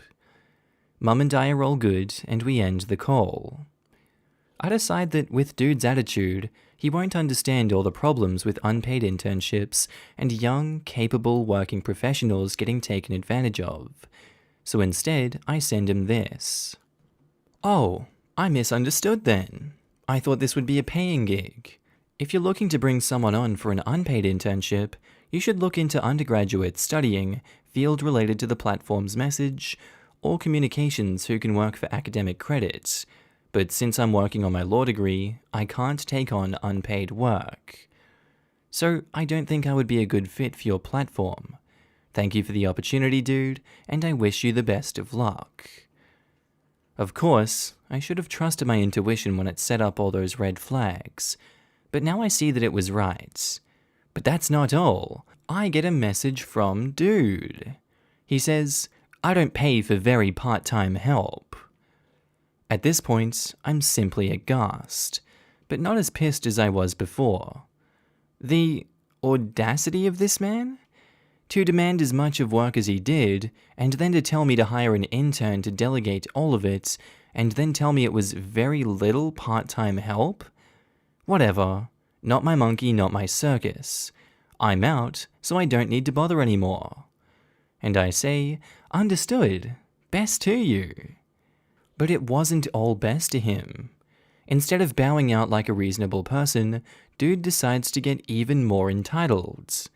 He says, you think that $20 an hour is more important than the learning and experience with me? I never said it was paid.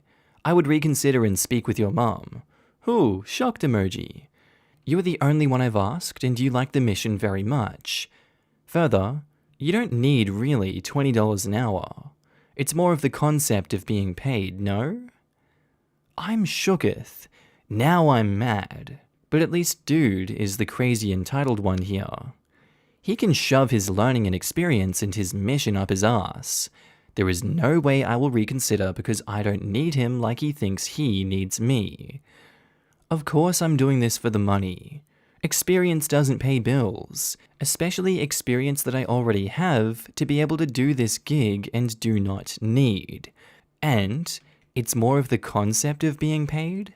I cannot with this man. Am I not an adult? Do I not know what it's like to have a 9-to-5 and pay bills and taxes?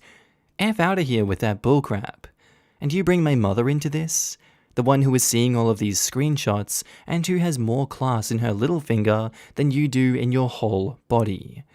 Yeah, there's no way she would be cool with you trying to take advantage of her, her adult, independent child, or anyone else. She and I can both tell you to take a hike. But I don't say all of that because, unlike Dude, I'm a goddamn professional. And I say, this is not appropriate.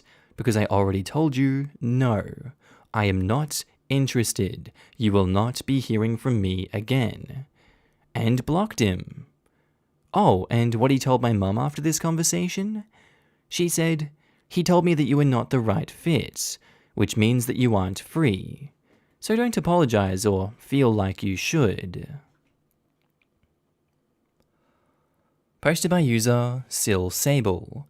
Titled, Entitled Karen gets mad she can't use our restroom because it's broken. So, I'm not normally one to stalk Reddit in the shadows, but I figured I'd share a little Thanksgiving Karen moment that I just had. I'm at work and on mobile, so I apologize for any format issues. However, this is the right place for this. Anyways, happy Thanksgiving everyone, and enjoy. The cast are me, the manager of this location, Karen, the entitled woman with a stick up her butt. So I work for a gas station chain that often is found on the same property as Walmart. And no, we are not Walmart, as everyone seems to think. That's why we're open and they're closed. Thanksgiving Day we are open, and it's notoriously slow.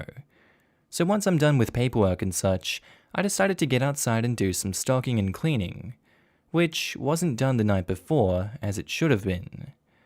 We are a kiosk store, so the way it's set up is you have coolers and snack racks on either side of a walkway that leads you to the window where the register is. Said coolers are stocked through doors on the back side. The storage room and the bathroom doors are on the side of the building near the back. So now that I've explained that, on to the encounter. I had just filled my cart with drinks and walked to the back side of the cooler to stock. I can hear and see if anyone passes in front of the cooler, so I know when a customer comes up. A woman passes in front of the cooler I'm stocking, so I stop, shut the door, and enter the kiosk to take care of her. I say, "Good morning, ma'am. What can I do for you today?"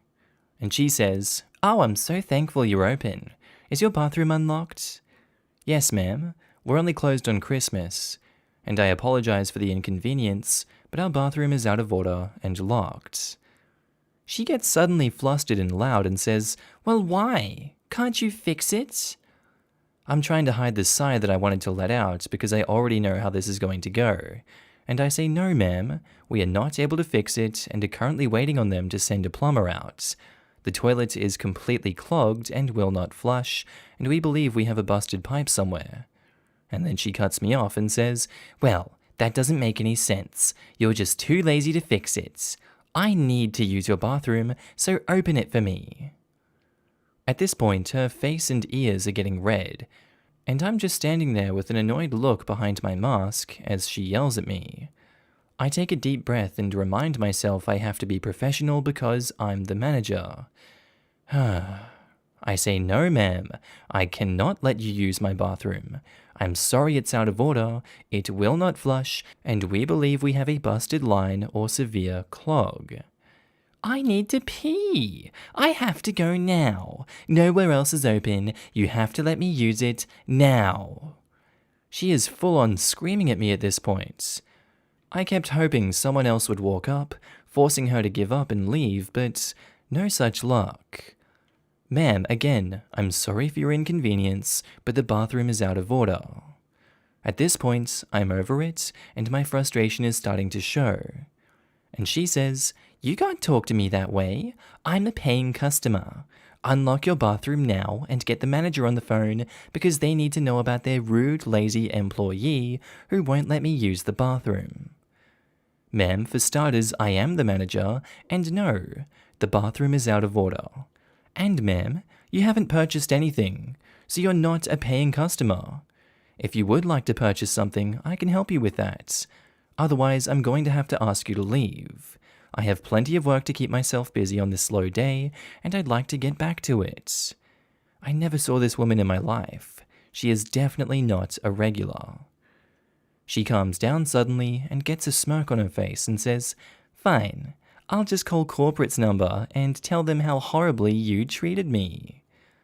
I smirk back at her, pointing as I speak. I say, "If that's what you'd like to do, ma'am, then I can provide you with that number. But I will let you know that everything we do here is recorded with audio." Showing her the microphone and cameras, and I say, "Give me just a moment and I'll write that number down for you." Karen looks around and then gets flustered, yet again flailing her arms about and says, "No, you've done enough already. You've ruined my Thanksgiving. Hope you're happy." She then storms off, gets in her car, and squeals tires out of the parking lot. And that was the end of that. People are so frustrating sometimes, but gotta just keep moving forward. Thanks for letting me share my lovely Thanksgiving Karen encounter. This job seems to attract those types of people, so I might just start sharing those stories more here. I hope everyone has an awesome and safe Thanksgiving this year, and for those who don't celebrate it, I hope you have an awesome day as well. Posted by user ClanCaster2001, titled, Entitled Woman Abandons Her Cat on Our Doorstep. Okay, this happened about 7 or 8 years ago. I don't remember for sure. I was about 11 or 12 years old, and I'm 19 now, so do the math. I live in a suburb outside of a large Midwestern city in the USA, and just to say it, my neighborhood isn't exactly poor, which makes this even weirder. Anyways, on with the story. It was about 9 at night, and my family and I were sitting watching some TV when we heard a scratching on our front door. My dad went and opened it to find a black cat meowing, basically begging to be fed. He wasn't too underweight, but he was hungry, so we gave him some dry cat food. We already had 4 cats at the time, so giving out a bowl of food wasn't an issue.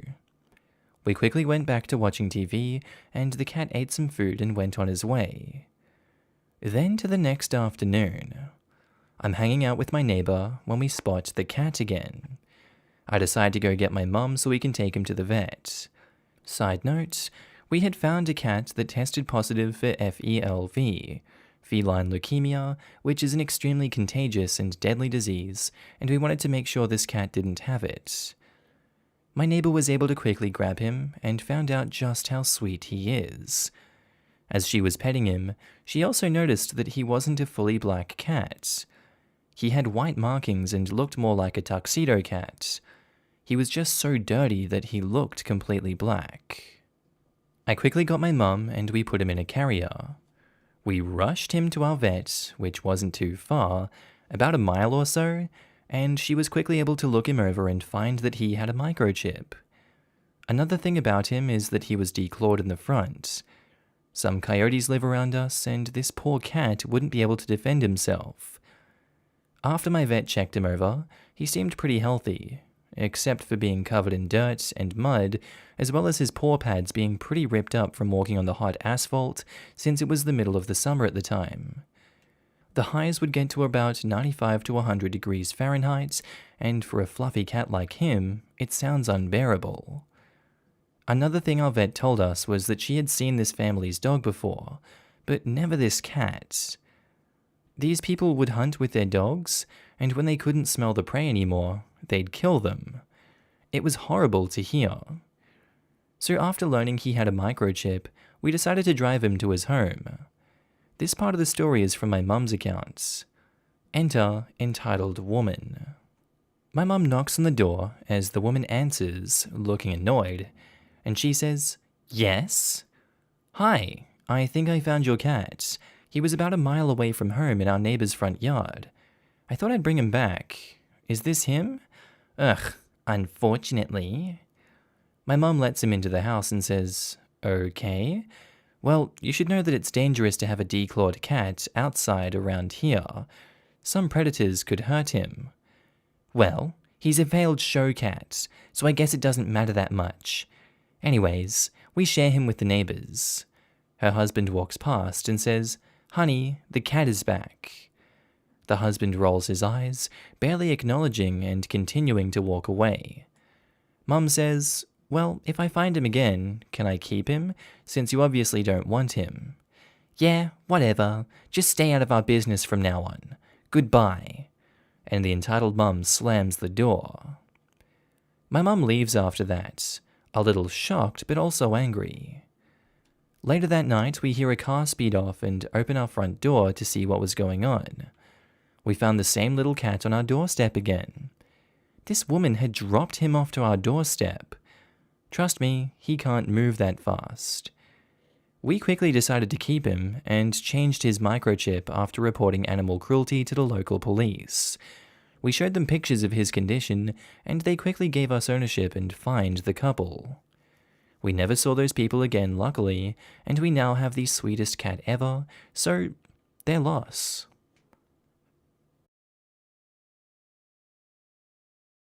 G'day there guys, do you hate Karens? Well, you're in the right place. Welcome back to another episode of r/EntitledParents. Now if you love today's content, I want you to sit back, relax, chuck a prawn on the barbie, and smash that like button and enjoy today's bloody good content. Not too much to ask, right? Thank you. Posted by user SweetPoison02. Titled, Former friend's little sister ruins a book I loaned her, asks me if I'll be buying her a new one so she can finish it. So I was sorting through my boxes of books and realized I was missing a book and remembered this story from back in the day. Thought I'd share it with you all for a laugh. So as a teenager, back many years ago, my favorite book was Interview with a Vampire by Anna Rice. What can I say? I was very much into the emo vampires back then. My then best friend asked to borrow it as she was curious with how often I spoke about it. Now, normally I didn't like loaning out books, as I'm very particular about them and didn't like to risk them being damaged. But as I said, this was my best friend, so I agreed and brought the book into school the next day to loan to her. A few weeks go by, and I ask her how she's getting on with the book, what she thinks, etc. She tells me she'd gotten about halfway through, but her little sister had gotten her hands on it and drawn all over the pages, so she threw it out. She then asked me when I'd buy another copy, and if she could finish it when I did. I told her she should be buying me a new copy, and she said it wasn't her fault her sister had ruined it, and she wasn't going to pay for it. Our next post is by user Vardrak, titled, My sister calls me rude and disrespectful for sleeping. A little bit of backstory. I joined the military back in 2014. Since then, it has been very difficult for me to go home. Up until this past Thanksgiving, I hadn't been home since 2016. Now to the story. The cast are me, mum, dad, entitled sister, and nice kids. I had just gotten home from a 10-hour flight. For reasons I will not go into, I had not slept for 2 days prior, and I had let my family know this before I even landed. They were all understanding. Great, I thought. My mum picked me up at the airport. We grabbed food and went home. I decided to try and stay awake with my mum until she had to go to work. This was futile, as my lack of sleep was rapidly catching up on me. My mum informed me that my sister would be over after she left. I nodded and told her I was going to bed. My mum called my sister and told her that I would be sleeping by the time she got there. I heard my mother tell her to use the back door. Fast forward about an hour and a half, my mum had left to work and I'm fast asleep. I was starting to feel feverish because of how little sleep I had, and it was hard to fall asleep. I was awoken suddenly by loud banging at the door. I assumed this was my sister. I remembered what my mum said and tried to go back to sleep. She walks to the bedroom window and begins to bang on this as well. Very annoyed, I get up and unlock the front door and open it. I then immediately go back to bed without saying anything because I literally can barely see straight, let alone stand. About 5 minutes pass and entitled sister enters the room and says, "Why didn't you wait by the door for us?" "Because I'm tired, entitled sister, and it's making me sick. And I came over here to see you, and brought my fiancé and stepkids too." "Well, that's good. If you hang around a while, I'll be up in a few hours and we can hang out then." Entitled sister didn't hear me apparently because I turn over to look and there are the nice kids. I say, "Oh, hello, I'm me." And they say, "Hello, we are insert names here." I managed to smile at them while entitled sister huffed angrily and walked out of the bedroom with the kids. I assumed she got the picture, so I rolled over and fell asleep immediately. About 10 minutes later, I'm woken up again, suddenly, from entitled sister yelling at me. "Do you know how rude and disrespectful you were being?" "What? What are you talking about? I brought everyone over to meet you, and you think it's more important to sleep? I told you I haven't slept. I don't care. You were being a child about it." "Okay, entitled sister." I stopped listening to her as she continued to rant. Eventually, she stormed out of the house, slamming the door behind her. Of course, since she had no keys, she couldn't lock the doors to the house, so I had to. My mum returned home from work late that night. When she got home, this conversation ensued. She says, "What happened with your sister today?" I explained to her exactly what happened, sparing no details. She sighed. "I think you should apologize to her." "You're kidding right now. For sleeping. She came out here to see you." And I say, "And she knew I hadn't slept in 2 days. She didn't know." "I told her before I got here." "You told her earlier before you left to work. What do you mean she didn't know?" Silence. "Well, she's your sister and you should still apologize." "Okay, Mum." The next morning, I messaged entitled sister, apologizing for sleeping while she was there. I tried calling, but it went straight to voicemail. Thinking that was the end of it, I decided to let it go. I get a phone call from Dad later on in the day, with a conversation that went pretty much the same as it did with my mum the previous night. At this point, I'm pissed.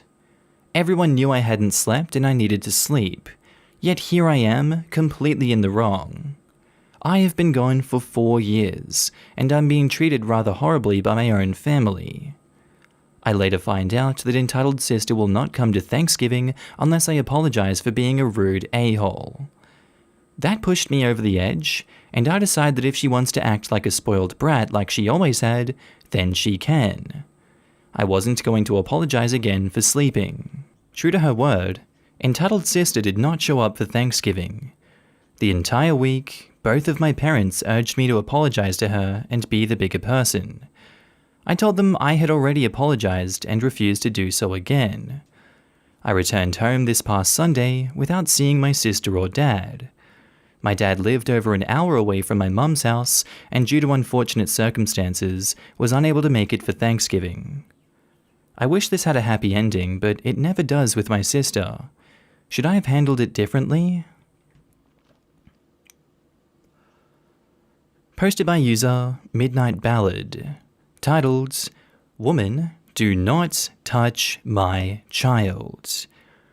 A few hours ago, Auntie, my family says that instead of Auntie, called my mother about something that happened today. Her pissed-off black woman voice could be heard across the room. I was curious what happened, worried something bad happened as I've never heard her so angry, and asked my mother to put her on speakerphone. The following story she told us is parallel to a situation my mother and I went through when I was very young. Here is how it began. Early this afternoon, Auntie, age 52, and her daughter, age 9, went to the store to pick up baking supplies for my cousin to make her first gingerbread house. Cousin had always wanted to make one and was inspired when I shared photos of the holiday goodies I made. I told her it's more fun to make food from scratch and they just taste better, and she wanted to give it a try. That was their plan for this weekend. Cousin and Auntie went to Dollar Tree for candy since they could get way more for way less, then their local grocery for the good brand name stuff. They had most of the ingredients at home, so they didn't need much. Being the holiday season, they were in the grocery line for quite a while. Cousin bounced with excitement, saying how she couldn't wait to get started on the gingerbread house and make it so cute. There was a white woman in line behind them. Auntie assumed 40-something whose outfit said she could buy anything at full price and still afford her bills for the month. She said with a big smile, "Your daughter has such pretty hair." One thing about the women in my family, we all have great hair because we take care of it. It's thick, healthy, and beautiful, and we take pride in it. We all stopped using relaxers before Cousin was even born, so it was 100% pure African American hair. It's a lot of work, but the payoff is worth it. Cousin loves getting her hair styled. Today's style was 2 twists over her head like a headband, butterfly clips and matching bubble balls around 4 separate, evenly parted twists with flower barrettes on the other ends. It was windy where they live, so Auntie also gelled her hair down. Auntie thanked the woman for the compliment. Cousin was shy around strangers and inched forward, feeling uneasy as the woman was not on the 6-foot marker on the floor separating them. While Auntie started loading their things onto the conveyor belt, she noticed one of Cousin's flour barrettes fell off and one of her little twists came loose. Auntie told her to pick it up. She has bad knees, as not to lose it. Cousin bent down to get it, and as soon as she stood up, the woman behind her grabs her and starts touching her hair. This total stranger put her hands on another stranger's child, especially a black woman's child. Yeah, her obituary would be in the works if it were my kid. When Auntie saw her, she hollered, "Big, get your effing hands off my child." The woman stared at her wide-eyed and didn't stop. "She's fine. Her hair is just so pretty, I couldn't resist the urge to touch it." Auntie starts taking her earrings off. Wasn't her first fight. She said, "Lady, I do not know you, and I am not above resisting the urge to touch you." She snatched the woman's hand away and threw it aside as it smacked into the conveyor belt. The woman cried out in pain while clutching her hand and yells, "What the hell is wrong with you?" Auntie tells her, "You don't put your hands on someone else's child. If I did that to your kid, you'd have my black ass arrested." The woman looks at Cousin, who is on the verge of tears, and says, "I bet your mean mummy beats you at home, doesn't she? You're probably being abused. I can take you away from that pain, baby." Cousin begins to step back from the woman, smelling the crazy on her, and this broad quickly grabs her arm by force. Cousin shrieks and Auntie backhands the woman clean across the face. The woman just gasped and stared at Auntie like she was crazy. To Auntie's credit, she was the right kind of crazy, the kind you don't fuck with when it comes to her cubs. Auntie didn't know if someone called a manager or security or if they were already coming, but they did, and the 2 security men restrained Auntie. She's no small lady. The woman immediately started sobbing and told them, "Arrest this psycho! She assaulted me when all I did was say her daughter's hair was pretty." Auntie said, "You put your hands on my baby. You're lucky I'm not whooping your ass up and down these aisles." The cashier and some onlookers vouched for her, saying she didn't know the woman who just started touching Cousin's hair for no reason. The manager told one of the security guards to stay with the woman while he, Auntie, and the other guard went to his office. Auntie told them everything that happened before they checked the CCTVs. Everything from the woman touching Cousin's hair to Auntie slapping the taste out of her mouth when she tried to grab Cousin by force. Everything Auntie told them was caught on video. The manager asked if Cousin was okay, and she said yes. She was just scared for the other woman because she thought her mom was going to, and I quote, "beat the white off that woman and curb stomp her." This made the security guy laugh. He was a black man with a daughter himself, and agreed that his wife would have done the same thing. They went back to the woman and told her Auntie was acting out of self-defense for her child. The manager told her that because she grabbed the little girl by force, she was on the hook for first-degree kidnapping charges.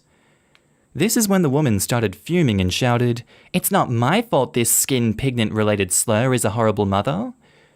And there it was, the infamous word that ended Paula Deen's career and made Dave Chappelle a household name.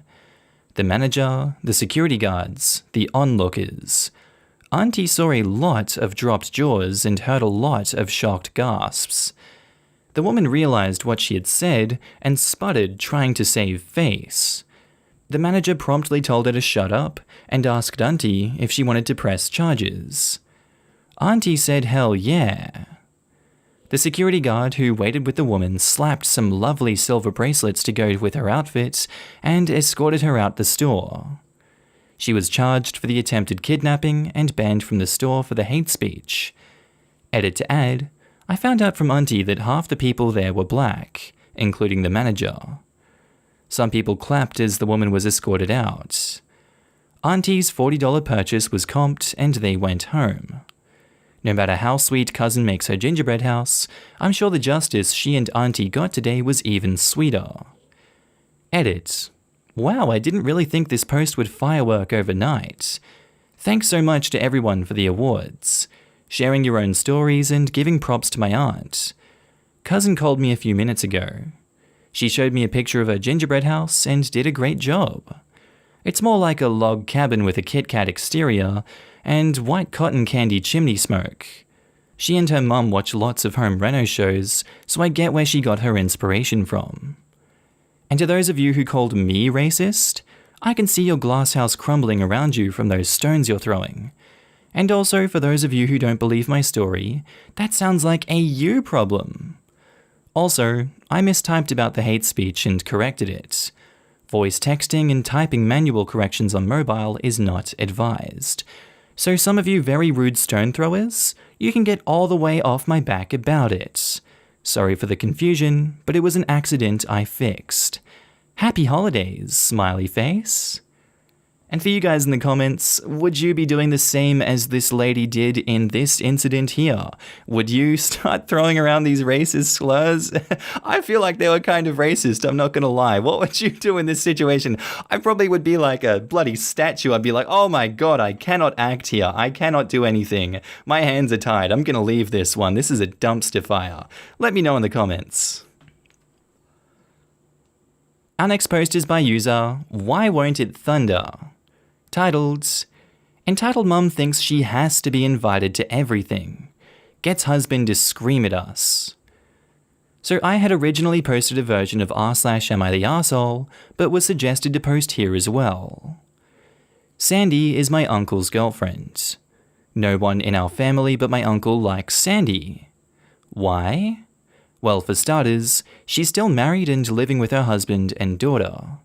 Secondly, she's a huge narcissist and throws a tantrum every time she doesn't get her way. About a month into my uncle and her dating, we were going to take family pictures, and she's there with her daughter. We asked her for a few pics with just my grandma and her kids and grandkids, but that didn't go over well at all.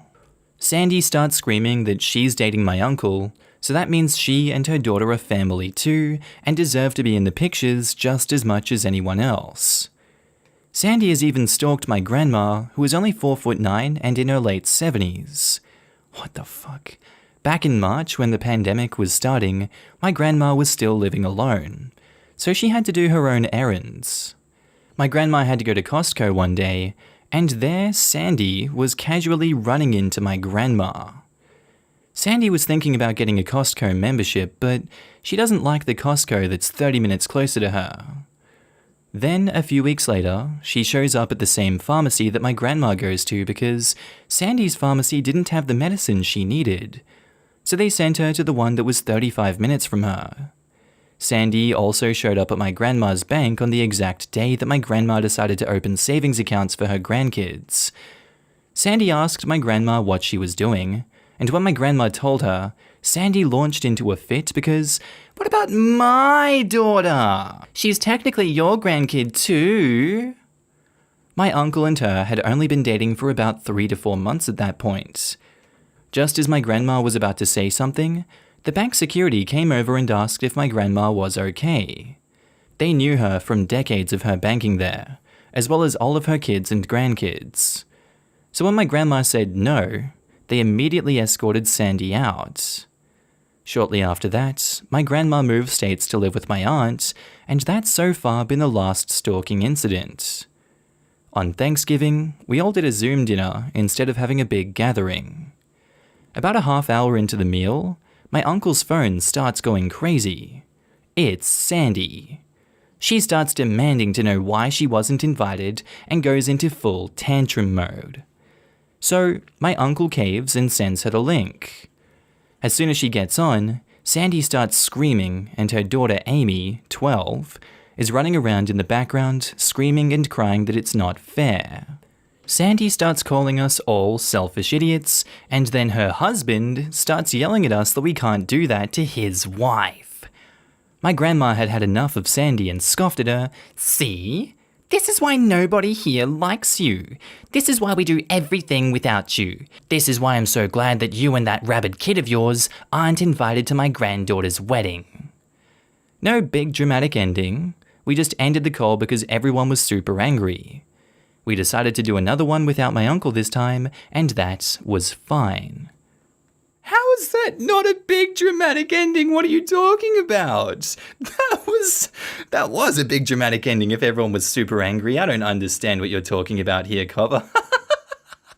I guess what do you guys think about this one? That was an intense story. It's not every day you just get an ending like that and they're just like, you know what? Wasn't that dramatic. It's actually not too bad if you really think about it. Tell me what you guys would do in this situation down in the comments here. I'm really curious to see what you guys would say. And our last story here today is by JavQuirod06, titled, Entitled Mother Thinks Her Kids Should Play With My $1,500 PC. More of an entitled kid story. Edit, my mum did stand up for me at the end, many comments saying she should, and she had to buy me a $50 keyboard. Those crotch goblins ain't coming back for a while since my parents are mad with them. Info. I recently bought this PC that costs about $1,500 without counting the monitors and other stuff. And I was very delicate with it. My grandma's birthday was approaching, and since my family and my grandma live in the same city, all the other family members traveled to visit. I love my causing except one group. Seriously, what the fuck with these stupid typos? I love my causing. What? These kids are spiled. It's spiled. Their mother doesn't care about them, so they developed into bratty and annoying kids. One is about 11, the oldest, and she is the least annoying. But she doesn't care about what other people think, and always does what she wants. The middle kid is about 8, and he is a crybaby. If we don't let him see our phones or let him play with them, he goes to cry to his or my parents.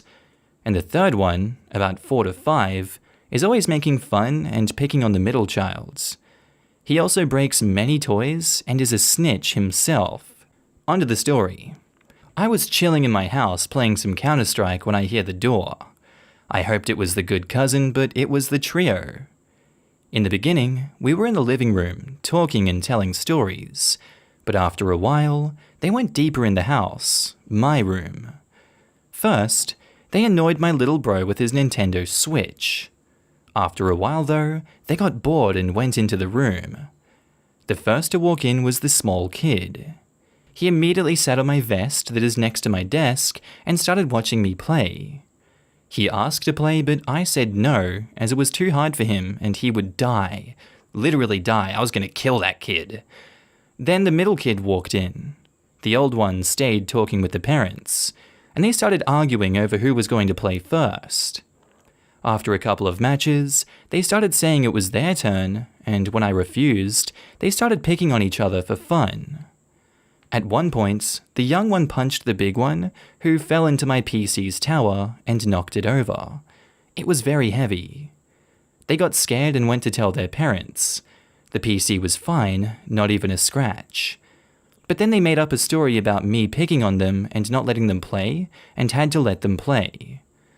The mother screamed at me in front of my parents and told me if I made her baby sad again, she would make sure my computer disappears.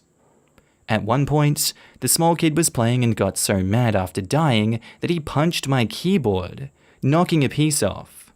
This was a $30 keyboard, so I got bloody mad. And the mother told me off for being a snitch and when I told my parents. They eventually left and I now have to play with a keyboard with a key sunk lower than the rest. It's mechanical, so they are higher than normal keyboards. I told my mum to buy a lock for my room and she agreed. So next time, they ain't even coming in. Edit, Jesus, this blew up. Thanks for the awards and upvotes. No worries, Cobber.